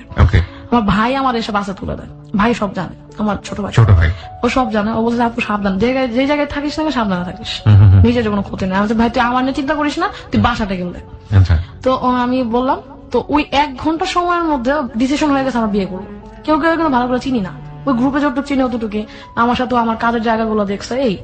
তো আমি বলছি 1 ঘন্টা সময়ের মধ্যে কি কি করা লাগে, ফোন দিল ওর ফ্রেন্ডকে, হীরা ভাই, মানে ওর ফ্রেন্ড আমারও ভাই, মানে চিনি ওইভাবে। তো হীরা ভাইকে বললাম হীরা ভাই তুমি বিয়ের ব্যবস্থা করো। তো ও বলতে যে মাথা গরম করিস না, বিয়ে কি করবি? আমি আজকেই বিয়ে করবো, কোনো মাথা গরমের কিছু নাই, আজকে। ও বলছে আচ্ছা তুই মাথা গরম করিস না, 5 বছরের ছবি লাগবে, ভোটার আইডি কার্ডের ফটোকপি লাগবে। বিয়ে করতে পারবেন? হ্যাঁ পারবো। 5 বছরের ছবি তো আমার কাছে নাই, ভোটার আইডি কার্ড আছে সাথে, যেহেতু মানি ব্যাগ নিয়ে বেরিয়েছে বাসার থেকে। তো আমি আমার প্রথমে গেলাম হচ্ছে শেভ করাইতে, পুরো দাড়ি দিয়ে মুখ টুক ভরে গেছে, প্রথম শেভ করালাম। বলতে যে বিয়ে করবো কারে, আর শেভ করে কে? আমি তুমি তো বিয়ে করবা, আরে বিয়ে আমি তো শেভ করতে পারি, মেয়ে মানুষ। বলা টলা শেভ করে না। শেভ করানোর পরে গেলাম বাটা সিগন্যাল ছবি তুললাম, পাসপোর্ট সাইজের ছবি। তখন আমার বললো যে আমরা কি ঠিক করতেছি, আমি ঠিক বা ঠিক জানি না, আমার মনে হচ্ছে ঠিক, যদি তোমার সাথে আমার ভাগ্য লেখা থাকে তাহলে আজকে বিয়ে হবে এবং কোনো সমস্যা হবে না। তখন আমার হীরা ভাই আমার ফোন দিল যে ওয়াফি সাক্ষী তো দুজন লাগবে। তখন আমি ফোন দিলাম জুয়েলকে, যদি আমার পক্ষ থেকে সাক্ষী হোক আমি বিয়ে করবো। না না বিয়ে করিস না, আমি আসতেছি। আমি আসার সময় না তুই আসে সরাসরি কাজে বসে চলে যাবে। কাজে বসে আমি চিনি না, আমি হীরা ভাইয়ের সাথে যোগাযোগ কর। হীরা ভাই তো চিনতো, মানে আমরা একটা সার্কেল আছে, সবাইকে চিনি। তারপরে পাসপোর্টের ছবি তুলে একদম আর্জেন্ট পরিষ্কার করে আমরা চলে গেলাম কাজী অফিসে, বিয়ে করলাম। আমি তখন আমার ফ্রেন্ড আমার মাকে জানালো যে আন্টি শান্তা তো বিয়ে করতেছে। আম্মু শুনে মানে কান্দতেছে যে শান্তা কারে বিয়ে করতে, ওদের আদেশ। যখন শুনতে আদেশ তখন আম্মু কান্নাকান্দি স্ট্রোক। না আম্মু জানাই আমার কাছে ভালো থাকবো। তারপর বিয়ে হলো, সবাই ইটি করলাম। তারপর মা আমাকে ফোন দিয়ে বলো তুই তোর বাবার এসে জানা বিষয়টা, তুই বিয়ে করছিস।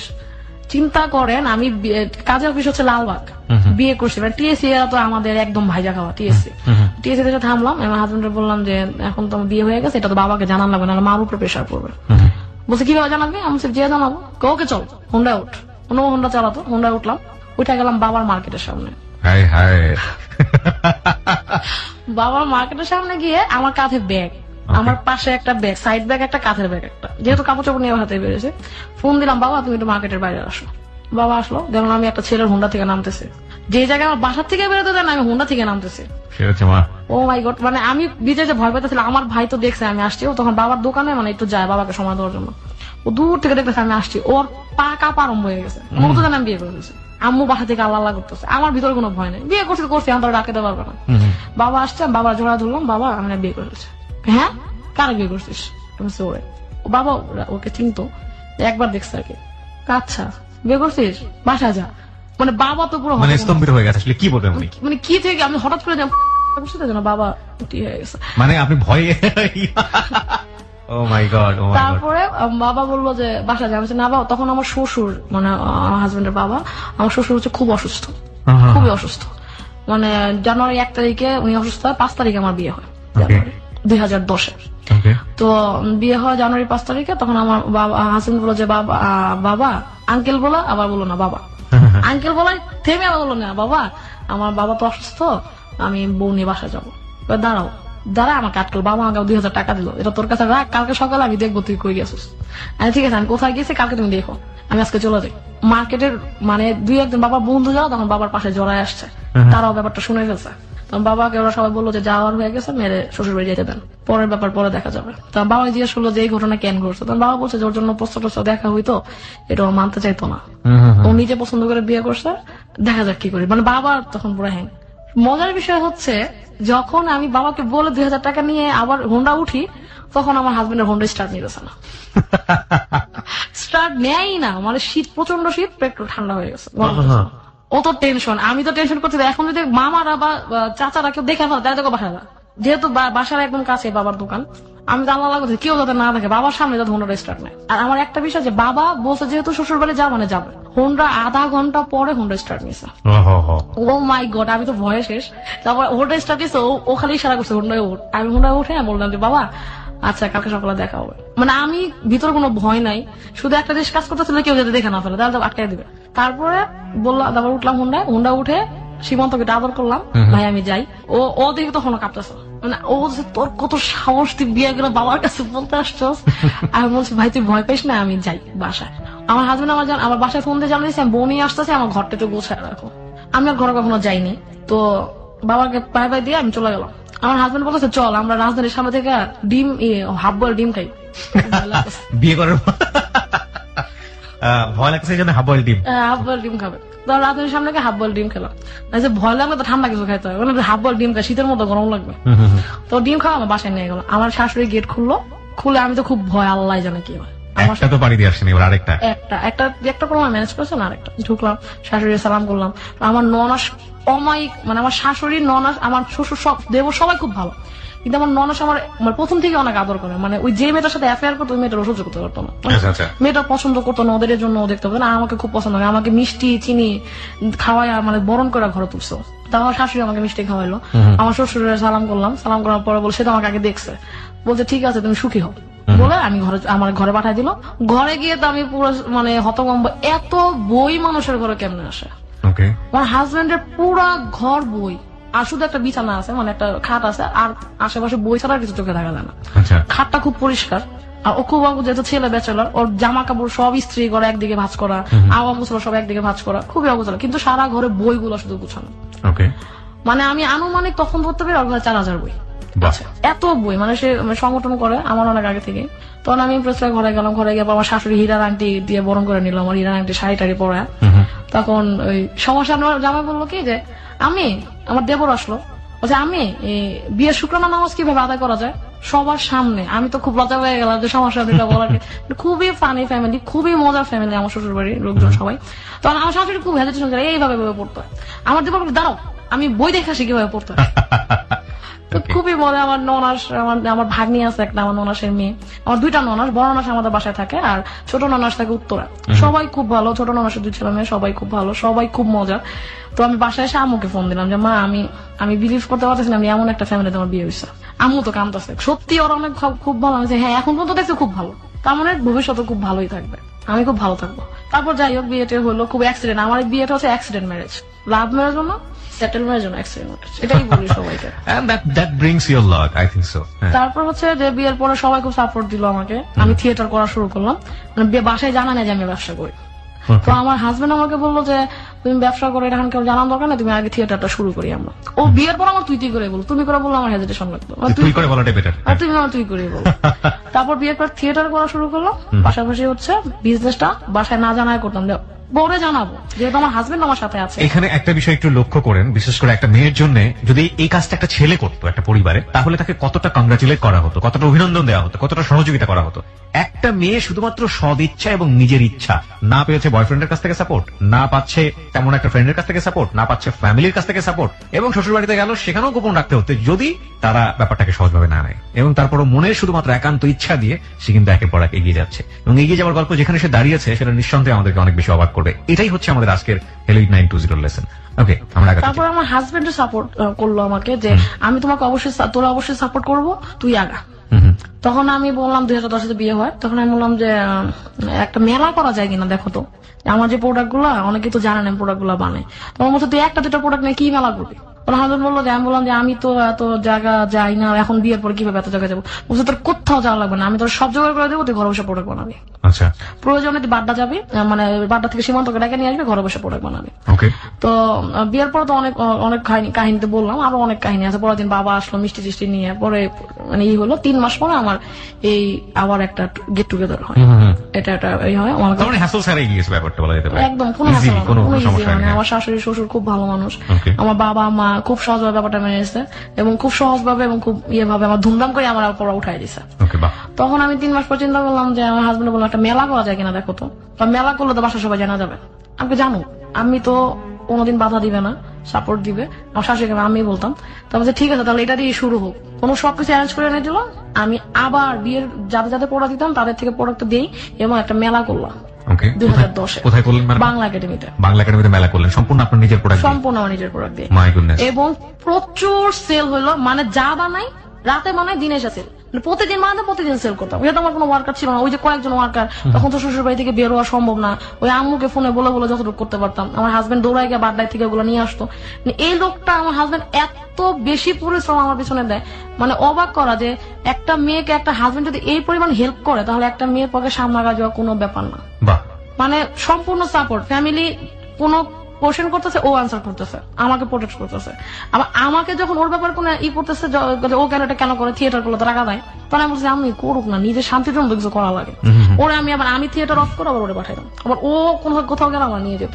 মানে বিষয়টা হচ্ছে এরকম, দুজনে ম্যানেজ করবো, আন্ডারস্ট্যান্ডিং আমাদের মধ্যে খুব ভালো। তখন ও আমাকে মেলা করার পরে দেখলাম প্রচুর সেল হচ্ছে। আমার হাজবেন্ড রাতে ঘরে প্রোডাক্ট বানাচ্ছে, আমিও বানাইতেছি। তখন প্রোডাক্টে খুব বেশি সারা পেলাম, তখন আমার হাজবেন্ড চিন্তা করলো যে থাকে আমার দোকান নেই, আমার নিজেদের ব্র্যান্ড করবো। আচ্ছা, তো নিজেদের ব্র্যান্ড হিসাবে তখন আমরা গাউসুল আজম একটা দোকান নিই। হ্যাঁ, গাউসুল আজম সুপার মার্কেটে আমি একটা দোকান নিই। দোকান নিই 2 তলায়। তখন দেখলাম স্টুডেন্ট ওইখান থেকে গিয়ে প্রোডাক্ট কিনে নিয়ে আসতো। তখন আমি আনফরচুনেটলি আমি প্রেগনেন্ট হয়ে যাই। ওই সময় প্ল্যান ছিল না, প্ল্যান ছিল না, বলতে প্ল্যান ছিল, তবে প্রেগনেন্ট হওয়ার বিষয়টা যেমন বাচ্চা অ্যাবর্শন বা অ্যাবর্ট এগুলো না। আমি বলছি বেবি যখন হয়ে গেছে আমি নিবই। আমার জীবনে এত যুদ্ধ করতে যদি পারি তাহলে আমি বেবিকে নিয়ে যুদ্ধ করতে পারবো। যদি আমার মা আমাকে নিয়ে যুদ্ধ করতে পারে, আমি আমার বেবিকে নিয়ে যুদ্ধ করতে পারবো। দেন আমি বেবি হয়, বেবি পেটে ওই অবস্থায় আমি একটা প্রতিষ্ঠানের দিকে আগে, মানে আমার বিমূর্ত যখন, তখন প্রতিষ্ঠানের নাম ওইভাবে দেওয়া হয়নি, দোকানের নাম। চিন্তা করছি বিমূর্ত নাম একটা প্রতিষ্ঠান আমি খুলি। তারপরে আমার বেবি হয়, বেবি হওয়ার পর বেবির নাম রাখি বিমূর্ত। ওই হচ্ছে আমার বিমূর্ত। মানে প্রতিষ্ঠানের নাম অনুসারে আপনার বেবির নাম নাকি না বেবির নাম অনুসারে? বেবির নাম অনুসারে প্রতিষ্ঠানের নাম। প্রথমে এটা ছিল মানে একটা কারুশিল্প প্রতিষ্ঠান নামে। তখন যখন আমি নিজেদের ব্র্যান্ডের চিন্তা করি তখন আমার বেবি হয়ে যায়। বেবি হওয়ার পর আমি চিন্তা করি যে আমার ব্র্যান্ডের নাম আমি বিমূর্ত দিব। বলছে বিমূর্ত কেন? আমার হাজবেন্ড আবার গান গাইতেছিল বিমূর্ত রাত্রি আমার। আমি বলছি যে আমি তো তখন প্রেগনেন্ট, আমি বলছিলাম যে বিমূর্ত, যা ছেলে হোক আমি হোক আমার সন্তানের নাম বিমূর্ত হবে। তখন আমি বললাম যে ঠিক আছে। তখন বেবি, তখন আমার হাজবেন্ড এই ব্যবসাটা যতটুক পারে দেখছে, দোকানগুলো মোটামুটি একটু চালানোর চেষ্টা করছে। তখন টুকটাক মেলা করতাম, ওই আমার ভাই গিয়ে মেলায় বসতো বা আমার হাজবেন্ড গিয়ে মেলায় বসতো, আমি তো ঘর থেকে বেরোতে পারতাম না সহজে।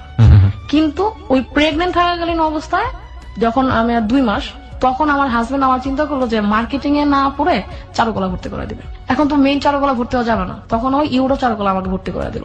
তুই মার্কেটিং এ এখন কষ্ট করে না যায়, তুই ইউরোটা শুরু কর, বেবি হওয়ার পর এটা নিয়ে রান করবি। তো যেহেতু আমি ডিজাইন নিয়ে পড়তেছি, আমাকে ডিজাইন সেক্টরে ঢুকাই দিল। সম্পূর্ণ চারুকলা, আমি পেন্টিং এ ভর্তি হয়ে গেছি। চারুকলায় পড়া হলো এবং আমার শুধু আমার হাজবেন্ডের কারণে সে আমাকে ভর্তি করে দিল। বলতেছে যে তুমি ডিজাইন নিয়ে চিন্তা করো, তুমি এখানে পড়ো, দেখো কি পারো। ফার্স্ট সেমিস্টার চলাকালীন অবস্থায় আমি বেবি নিয়ে বাসে যাতায়াত করতাম, বেবি পেটে নিয়ে। নট বেবি তখন হয় নাই আমার, বেবি পেটে নিয়ে যখন 9 মাস তখন আমি ভার্সিটি গেছি। গিয়ে ফার্স্ট সেমিস্টার খুব কষ্টে আমি ফিল করে, মানে পুরোপুরি করে ফার্স্ট সেমিস্টার করে সেকেন্ড সেমিস্টার যাওয়ার আগে আমি ড্রপ অ্যাপ্লিকেশন ফেলি যে আমি সেকেন্ড সেমিস্টার আবার 1 বছর পরে শুরু করবো। ওই 9 মাসের সময় বন্ধ হয়, ঠিক তার 18 দিন পর আমার বেবি হয়। ওই অবস্থায় আমি কিন্তু পড়াশোনাও বন্ধ করি নাই, আমি ব্যবসাও ক্লোজ করি নাই। আমার হাজবেন্ডের আমার ব্যবসা দেখছে, পড়াশোনাটা আমি অনেক কষ্ট। ও আমাকে যেদিন দেখতো বাসে যেতে পারতেছে না, আমাকে নিয়ে দিয়ে আসতো হোন্ডায় করে। তো যা চলাচল করো, সবাই বলতো যে বেবির ক্ষতি হয়ে যাবে, তুমি যে এখন ওই অবস্থায় চলাচল করতেছো। তারপরে আমি বন্ধ হইনি, আমি ওই 9 মাস যখন আমার বেবি পেটে তখন আমি রান করতেছি। তো খুবই মানে করে করতাম। কমপ্লিট করার পরে তারপর বেবি হলো। বেবি হওয়ার পরে আমার হাজবেন্ড বললো যে এখন আর কোম্পানি আমরা কারো শিল্প নামে রাখবো না, আমার মেয়ের নাম বিমূর্ত দিয়ে আমি শুরু করবো। মেয়ে হলো ওই যে শুরু করলাম, ওর নামে প্রথমে বিজনেসের নাম ব্র্যান্ডিং করলাম বিমূর্ত নামে। গাউসুল আজমে আপনাদের দোকান? হ্যাঁ, গাউসুল আজমের 2 তলায় আমার দোকান ছিল তখন। তো দোকান ছিল, তো বিমূর্ত যখন হলো আমি হঠাৎ করে একটা অফার পেলাম, নিচতলা একটা দোকান খালি হয়েছে। 2 তলায় এত চাহিদা ছিল না, নিচতলায় চলে আসলাম। ও আমার মেয়ে আমার জন্য অনেক লাকি, আমি আমার মার জন্য লাকি। হয়তো আমার মা বলে যে তুমি আমার জন্য অনেক লাকি, তোমাকে নিয়ে আমি অনেক দূর আগাইছি। আমার মেয়ে আমার জন্য অনেক লাকি। তো হওয়ার পর আমি একের পর একটা মানে কাজের প্রতি আগাই। ওকে কোলে নিয়ে আমি কাজ করতাম। তখন আমার ওই ওয়ার্কার, বাড্ডার 6 জন ওয়ার্কার, আমার মা, আমার ভাই, আমার হাজবেন্ড সবাই আমাকে হেল্প করতো। আর তারপরে ওরা কোলে নিয়ে দুলাইতাম আর আঠা দিয়ে কাজ করতাম। বিষয়টা এরকম ছিল। তারপরে আমি আস্তে আস্তে আবার কলেজ যাওয়া আরম্ভ করি, আবার রান করা আরম্ভ করি। এবং ও যখন 40 দিনের, তখন ওরে নিয়ে আমি আবার কলেজ যাওয়া শুরু করি। কোলে নিয়ে, ওই যে একটা ব্যাগ থাকে না কোলে বাচ্চাগিরি করা যায়, ওইটা নিয়ে আমি ওরে নিয়ে ভার্সিটি চলে যেতাম। ভার্সিটিতে ওরে কোলে নিয়ে ক্লাস করতাম। তখন আমার মা বলতো যে যেদিন মা আসতে পারতো বাসায় ওদিন মা আম্মু রাখতো, যেদিন না রাখতো ওদের আমাদের নিয়ে চলে যেতাম। এখন আজকেও এখানে আসার সময় আমার বাচ্চা খুব কান্নাকাটি করছে, মা আম্মু আমি তোমার সাথে যাবো, কারণ ও ছোটবেলা থেকে আমার সাথে চলে অভ্যস্ত। তখন দেখা গেল যে ওরে নিয়ে ক্লাস করতাম, আবার কাজ সবকিছু করে আমি চিন্তা করলাম যে আমার একা তো আমার হাজবেন্ডের পক্ষে আমার পক্ষে ব্যবসা দাঁড় করানো সম্ভব না। তখন আমি বাড্ডায়, মানে অজপাড়াগা ওইটা একটা, বাড্ডার একদম ভিতরে কিছু ওয়ার্কার তৈরি করবো। তারপর আমার প্রোডাক্টের ওই 1টা 2টা, প্রথমে ছিল কি কার্ড, তারপর হলো অ্যালবাম। এখন আমার এই 1টা 2টা করে প্রোডাক্টের কনসেপ্ট সব নিজের কাছ থেকে আসতো। আমি সব নিজে থেকে তৈরি করছি, পেন হোল্ডার, ফকেট স্ট্যান্ড সব নিজে থেকে করতাম। আমার হাজবেন্ড আমাকে হেল্প করতো, ম্যাটেরিয়ালস গুলো কালেক্ট করে দিত এবং ও কিছু কনসেপ্ট দিত যে এটা দেখতে করতে পারিস কিনা, আমরা একটা ফটো ফ্রেম তৈরি করি। ওই যে অনুপ্রেরণা, আমার মা বলতো হ্যাঁ ও যখন করতো তুমি করো, অনুপ্রেরণা এবং শক্তি সবই আমার হাজবেন্ডের। এটা 2010-এর কথা। 10-11-তে আমার মেয়ে হলো, 11-তে প্রোডাক্টের ব্র্যান্ডিং আমি বিমূর্ত নামে বাংলাদেশে আসলো। তারপরে আমি আস্তে আস্তে চারুকলা পড়া শুরু করলাম এবং প্রোডাক্ট গুলো আমার দোকানে সেল হতো এবং আজিজ সুপার মার্কেটে সেল হতো। গাউসুল আজম আমার দোকানে সেল হতো, আমার আজিজ সুপার মার্কেটে। দুটো দোকান গাউসুল আজমে? হ্যাঁ। তারপর আমার কিছু যাত্রা, যেমন যাত্রা একটা প্রতিষ্ঠান, জি। আইডিয়া ক্রাফট একটা প্রতিষ্ঠান, এইসব জায়গা থেকে আমি যাত্রায় কিন্তু যাইনি। দেশি ব্র্যান্ডে যাত্রা কিন্তু অনেক সফল একটা নাম, আপনারা নিশ্চয়ই যারা যাত্রা থেকে কেনাকাটা করেন তারা জানবেন। যাত্রা, আড়ং, হ্যাঁ, এবং আজি সুপারে যারা যান, এগুলো অনেক এখন মানে কি বলা যেতে পারে, এগুলো বাংলাদেশে এখন বাঙালি জাতীয়তাবোধের সাথে অনেক বড় একটা ব্র্যান্ড হয়ে গিয়েছে। হ্যাঁ, বলুন। তারপর আমি আমার হাজবেন্ড মিলে যাত্রার প্রোডাক্ট দিলাম। যাত্রার প্রোডাক্ট দেওয়ার পরে ওরা আরো বেশি প্রোডাক্ট নেওয়া আরম্ভ করলো। আচ্ছা। তখন আস্তে আস্তে দেখলো অনেক জায়গা থেকে আমার প্রোডাক্টের অর্ডার আসতেছে। তখন আমি 2011-তে আবারও মেলা করি। মেলা করার পর আরো কিছু বায়ার পাই। মেলা করতে করতে 2012-তে আমি ফার্স্ট বাণিজ্য মেলা করি, এবং সেখানে আমি মানে অভূতপূর্ব সাড়া পাই যে এই প্রোডাক্টটা মানুষ এত চিনে। এই যে হ্যান্ডমেড পেপার একটা প্রোডাক্ট, এটা কি খুবই শৌখিন প্রোডাক্ট এবং ন্যাচারাল। আমি তো ধরেন ধানের কুড়া, ঘাস, এগুলো থেকে পেপারটা তৈরি হয়, এগুলো দিয়ে আমি ন্যাচারাল ইনগ্রিডিয়েন্টস মাধ্যমে কাজটা শুরু করি এবং ন্যাচারালি প্রোডাক্ট তৈরি করি। আচ্ছা। এবং এটা মানুষ নিয়ে খুব স্বাচ্ছন্দ্য বোধ করতেছে, প্রাইস কম। আমার প্রোডাক্টের সবচেয়ে মজা, 20 টাকা থেকে শুরু করে 800 টাকা দামের প্রোডাক্ট আছে। আচ্ছা। এই 20 টাকা থেকে 800 টাকার মধ্যে যে প্রোডাক্ট গুলো, এগুলো খুব রিজনেবল প্রাইস। হ্যাঁ, মানুষ প্রোডাক্টগুলো কি কি বানাতেন আপনি ওই সময়? আমি ওই সময় আমার প্রোডাক্ট গিয়ে দাঁড়া, আমি ফটো অ্যালবাম 8 ধরনের, আর অ্যালবাম হচ্ছে 4 ধরনের, তারপর card holder, pen stand, jewellery, কিছু জুয়েলারি তৈরি করে আমি কাগজ দিয়ে ওইটা হচ্ছে ফার্স্ট আমি তৈরি করি। কিছু জুয়েলারি তৈরি করলাম, ল্যাম্পশেড। আচ্ছা। আমার ল্যাম্পশেড আর অ্যালবাম, এই দুটো সবচেয়ে বেশি রানিং প্রোডাক্ট আমার। এগুলো সম্পূর্ণ নিজস্ব ডিজাইন, সম্পূর্ণ নিজস্ব কনসেপ্ট। এই কনসেপ্ট গুলো আমাকে কেউ দেখা দেয় না, আমার কোনো শিক্ষা গুরু নাই। ওই মাকে দেখছি নকশিকাতার কাজ করে, আস্তে আস্তে নিজে চিন্তা করে নিজের মতো করে ডেভেলপ করে। যেহেতু আমি চারুকলায়, আমার তো কাগজ নিয়ে কাজ করতে হচ্ছে, সেহেতু আমি কাগজ নিয়ে আগাচ্ছি। এবং শুধু কাগজ তো চলে না, হ্যান্ডমেড পেপার, যেটা হাতে তৈরি কাগজ। আমার কথা হচ্ছে টোটাল আমি হ্যান্ডমেড নিয়ে আগাবো। যেহেতু আমার দুস্থদের কাজ করার ইচ্ছা, ওদেরকে আমি কনসেপ্ট দিব, প্রোডাক্ট দিব, ওরা তৈরি করে আমার দিবে, সাথে সাথে ওদেরও ইনকাম হবে, আমারও উপকার হবে। তারপর আমি যখন 2012-তে বাণিজ্য মেলা করি, বাণিজ্য মেলার পর আমি এসএমই মেলা করি। এসএমই মেলা এবং বিসিকের মেলা। বিসিকে যেহেতু বাংলা একাডেমি মেলাটা ছিল এবং এসএমই, তখন ওরা চিন্তা করলো যে এই মেয়ে, মানে আমার বয়স তখন খুব অল্প, আমার বয়স হচ্ছে 23 বছর বয়সে একটা মেয়ে এত ক্রিয়েটিভ চিন্তা করে, তখন বিসিক থেকে আমার ফার্স্ট একটা পুরস্কার দেয়। কত সালে পেলেন এটা? 2012-তে। 2012 সালে বিসিক থেকে আপনি একটা পুরস্কার পেলাম, ওই যে বাংলা একাডেমির মাধ্যমে, মেলার মাধ্যমে পুরস্কার পেলাম। এবং তারা বলতেছে যে পুরস্কারটা হচ্ছে আমার ক্রিয়েটিভিটির জন্য। হ্যাঁ, বুঝতে পেরেছি। তো আমার হাজবেন্ড খুব অনুপ্রেরণা পেল যে ও পুরস্কার পেয়েছে, তার মানে ওকে নিয়ে আমার সামনে আগানো সম্ভব। যেহেতু আমার হাজবেন্ডকে ম্যানেজ করে চলতে হতো, যেহেতু আমি একজনের ওয়াইফ, একজনের মা, একজনের মেয়ে, মানে সবাইকে ম্যানেজ করে চলতো, একজনের বউ, আমার শাশুড়ি। আমার শ্বশুর ওই 2010-এ আমার বিয়ের 21 দিন পর মারা যায়। আমার শ্বশুরের ফ্যামিলি তখন খুবই বিপদ ছিল। আমি আমার শ্বশুরকে 21 দিন পেয়েছি। 21 দিনের মধ্যে আমি তার যে পরিমাণ ভালোবাসছি, তারা আমার শাশুড়ি বিয়ে হয়েছে 36 বছর, তার তো ভালোবাসাটা অনেক বেশি। তো আমার শ্বশুর তখন এই স্ট্রাগলের মধ্যেই আমি বের হয়ে আসি। আমার কথা হচ্ছে যেহেতু একটা হয়ে গেছে, সেহেতু আমি আমার হাজবেন্ড নিয়ে সামনে আগাই। আমার শাশুড়ির প্রমিস করলাম, আমি আমার আজকে আমার হাজবেন্ডের দোকান একটা, সেটা আমার প্রোডাক্ট দিয়ে হোক আর যার প্রোডাক্ট, ওর প্রোডাক্ট নিয়ে এখন হচ্ছে দোকান একটা, আমি এই দোকান 3টায় দাঁড় করাবো। আমার হাজবেন্ড এই পর্যায়ে থাকবে না। আমার দেবর হচ্ছে ব্যাংকে জব করে। তো আমার শাশুড়ি দুঃখ যে আমার বড় ছেলে তো ব্যাংকে জব করছে না। আমি বলছি যে ও ব্যাংকে জব করে না, কিন্তু ওর ব্যবসা নিয়ে অনেক দূর আগায় যাবে। আপনি চিন্তা করেন না, এই লাইবিলিটি আমার, আমি ওর সামনে আগায় নিয়ে যাবো। আমার হাজবেন্ডের সাপোর্ট আমি বলছি, আমি ওর সাপোর্ট দিব। তোমার শাশুড়ি আমার মধ্যে একটা বিশ্বাস দেখলো যে না, ও অন্তত আমার ছেলের এইটা করবে। সবকিছু মিলে ঝিলে দেখা গেছে যে যখন আমি মেলা করি, ওই পুরস্কারটা পাই। আলটিমেটলি আবার এসি ফাউন্ডেশনের একটা পুরস্কার আমি পাই, মানে হচ্ছে যে বেস্ট নারী উদ্যোক্তা পুরস্কার। তারপর হচ্ছে ডিসিসিআই একটা পুরস্কার পাই আমি, সেটা হচ্ছে 2014-তে। 2014-তে তখন আমি পুরো দমে মেলা করি, এবং 2014-তে দেখলাম যে মেলা এত সারা, এত বায়ার। তখন আমার লক্ষ্মীবাজার যে আমার বাসা, ওইখানে আশেপাশে প্রচুর স্কুল কলেজ, 36টি স্কুল কলেজ। ওখানে যদি আমি একটা দোকান খুলতে পারি, তাহলে আমার প্রোডাক্ট গুলো আমার এলাকার মানুষও পেল। তখন আমি লক্ষ্মীবাজার একটা দোকান খুললাম। আলটিমেটলি কিন্তু আমার দোকানের সংখ্যা গিয়ে তখন 3টায় দাঁড়াইছে। গাছুলাজমে 2টো, ওখানে একটা, 3টা। হ্যাঁ, আমার দোকানের সংখ্যা তখন গাছুলাজমের 2 তলারটা আমি অফ করে দেয়, কারণ ওখানে তো মানুষ যায় না, নিচতলা যাচ্ছে। তারপর নিচতলাটা লক্ষ্মীবাজারের দোকান আর আমার হাজবেন্ডের দোকান, টোটাল 3টা দোকান হলো। তখন আমার শাশুড়িকে আমি দিয়ে উদ্বোধন করালাম আমার দোকান, যেহেতু তার ইচ্ছা ছিল তার ছেলের মানে সামনে দিকে আগাবে। আমার মায়ের ইচ্ছা ছিল আমার মেয়ে কিছু করবে। তখন কর্মচারী কতজন আপনার? আমার তখন ওয়ার্কার ছিল হচ্ছে 35 জন। 35 জন সারাদিন কাজ করছে আপনার এখানে? সারাদিন কাজ করছে।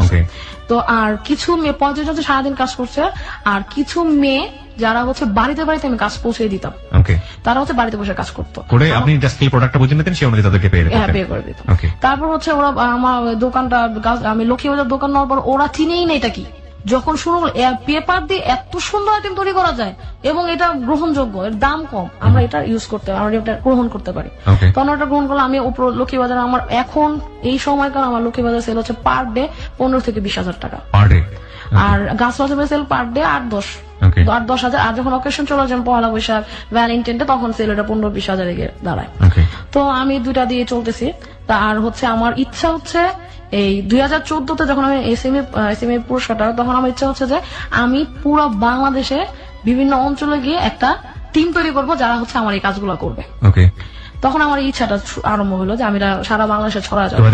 2014। তো 2014 শেষের দিকে আমাকে বাংলাদেশ ব্যাংকের সুকুমার সিংহ স্যার ডাকে যে আপনি কি বিমূর্ত বাফে, আপনি আমার সাথে এসে দেখা করেন। তো আমাকে স্যার দেখেছিল প্রথমে হচ্ছে ডিসিসিআর একটা প্রোগ্রামে। আচ্ছা। মানে আমি খুব প্রতিবাদী কথা বলতে পছন্দ করি।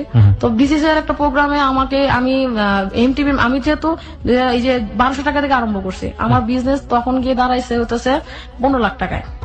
15 লাখ টাকা থেকে 20 লাখ। যখন আমি 50 লাখ টাকার একটা চেয়েছিলাম, লোন চেয়েছিলাম সিসির মাধ্যমে, লোন ছাড়া তো আমি আগাইতে পারবো না। আর আমার যে আত্মীয় স্বজনরা আছে তারা আলটিমেটলি আমার সাকসেস না দেখলে তারা আমাকে হেল্প করবে না। আর আমার কথা হচ্ছে আমি কারো হেল্প নিব না, যদি আগাই নিজের চেষ্টায় আগাবো, এবং এই ক্ষেত্রে আমাকে হেল্প করতে পারে একমাত্র ব্যাংক। তখন আমি ডিসিসিআই এর মাধ্যমে প্রথম 2000 এন্টারপ্রেনিয়ার ছিল তখন ডিসিসিআই, আমি হচ্ছে ফার্স্ট এন্টারপ্রেনিয়ার। আমার এই প্রোডাক্ট নিয়ে আমি প্রথমে স্থান থাকি ওদের, তখন ডিসিসিআই আমাকে পুরস্কার দেয়। ডিসিসিআই ওই পুরস্কারের পাশাপাশি আমাকে এমটিভি 15 লাখ টাকার একটা চেক দেয়। আমি চেয়েছি ওদের কাছে 50 লাখ টাকা। আচ্ছা। তখন কোন টিভি? টিভি না, মিউচুয়াল ট্রাস্ট ব্যাংক। আচ্ছা, এমটিবি। হ্যাঁ, আচ্ছা। এমটিবি আমাকে 15 লাখ টাকার একটা চেক দেয়, আমি তো ডিনাই করি। আমি বলছি আমি 15 লাখ টাকা নিয়ে, আমার এখন বিজনেস আছে 15 লাখ টাকায়, আমি 15 লাখ টাকা নিয়ে কি করবো? আমার অন্তত 50 লাখ টাকা দরকার, যেটা দিয়ে আমি সামনে আগাইতে পারি। তখন আমি ওদের সবাইকে বললাম যে ব্যাংকগুলোকে আমি 5 টাকা চাই, ব্যাংকগুলো আমাকে চাইরা না, ওটা তো আমার কোনো লাভ নাই।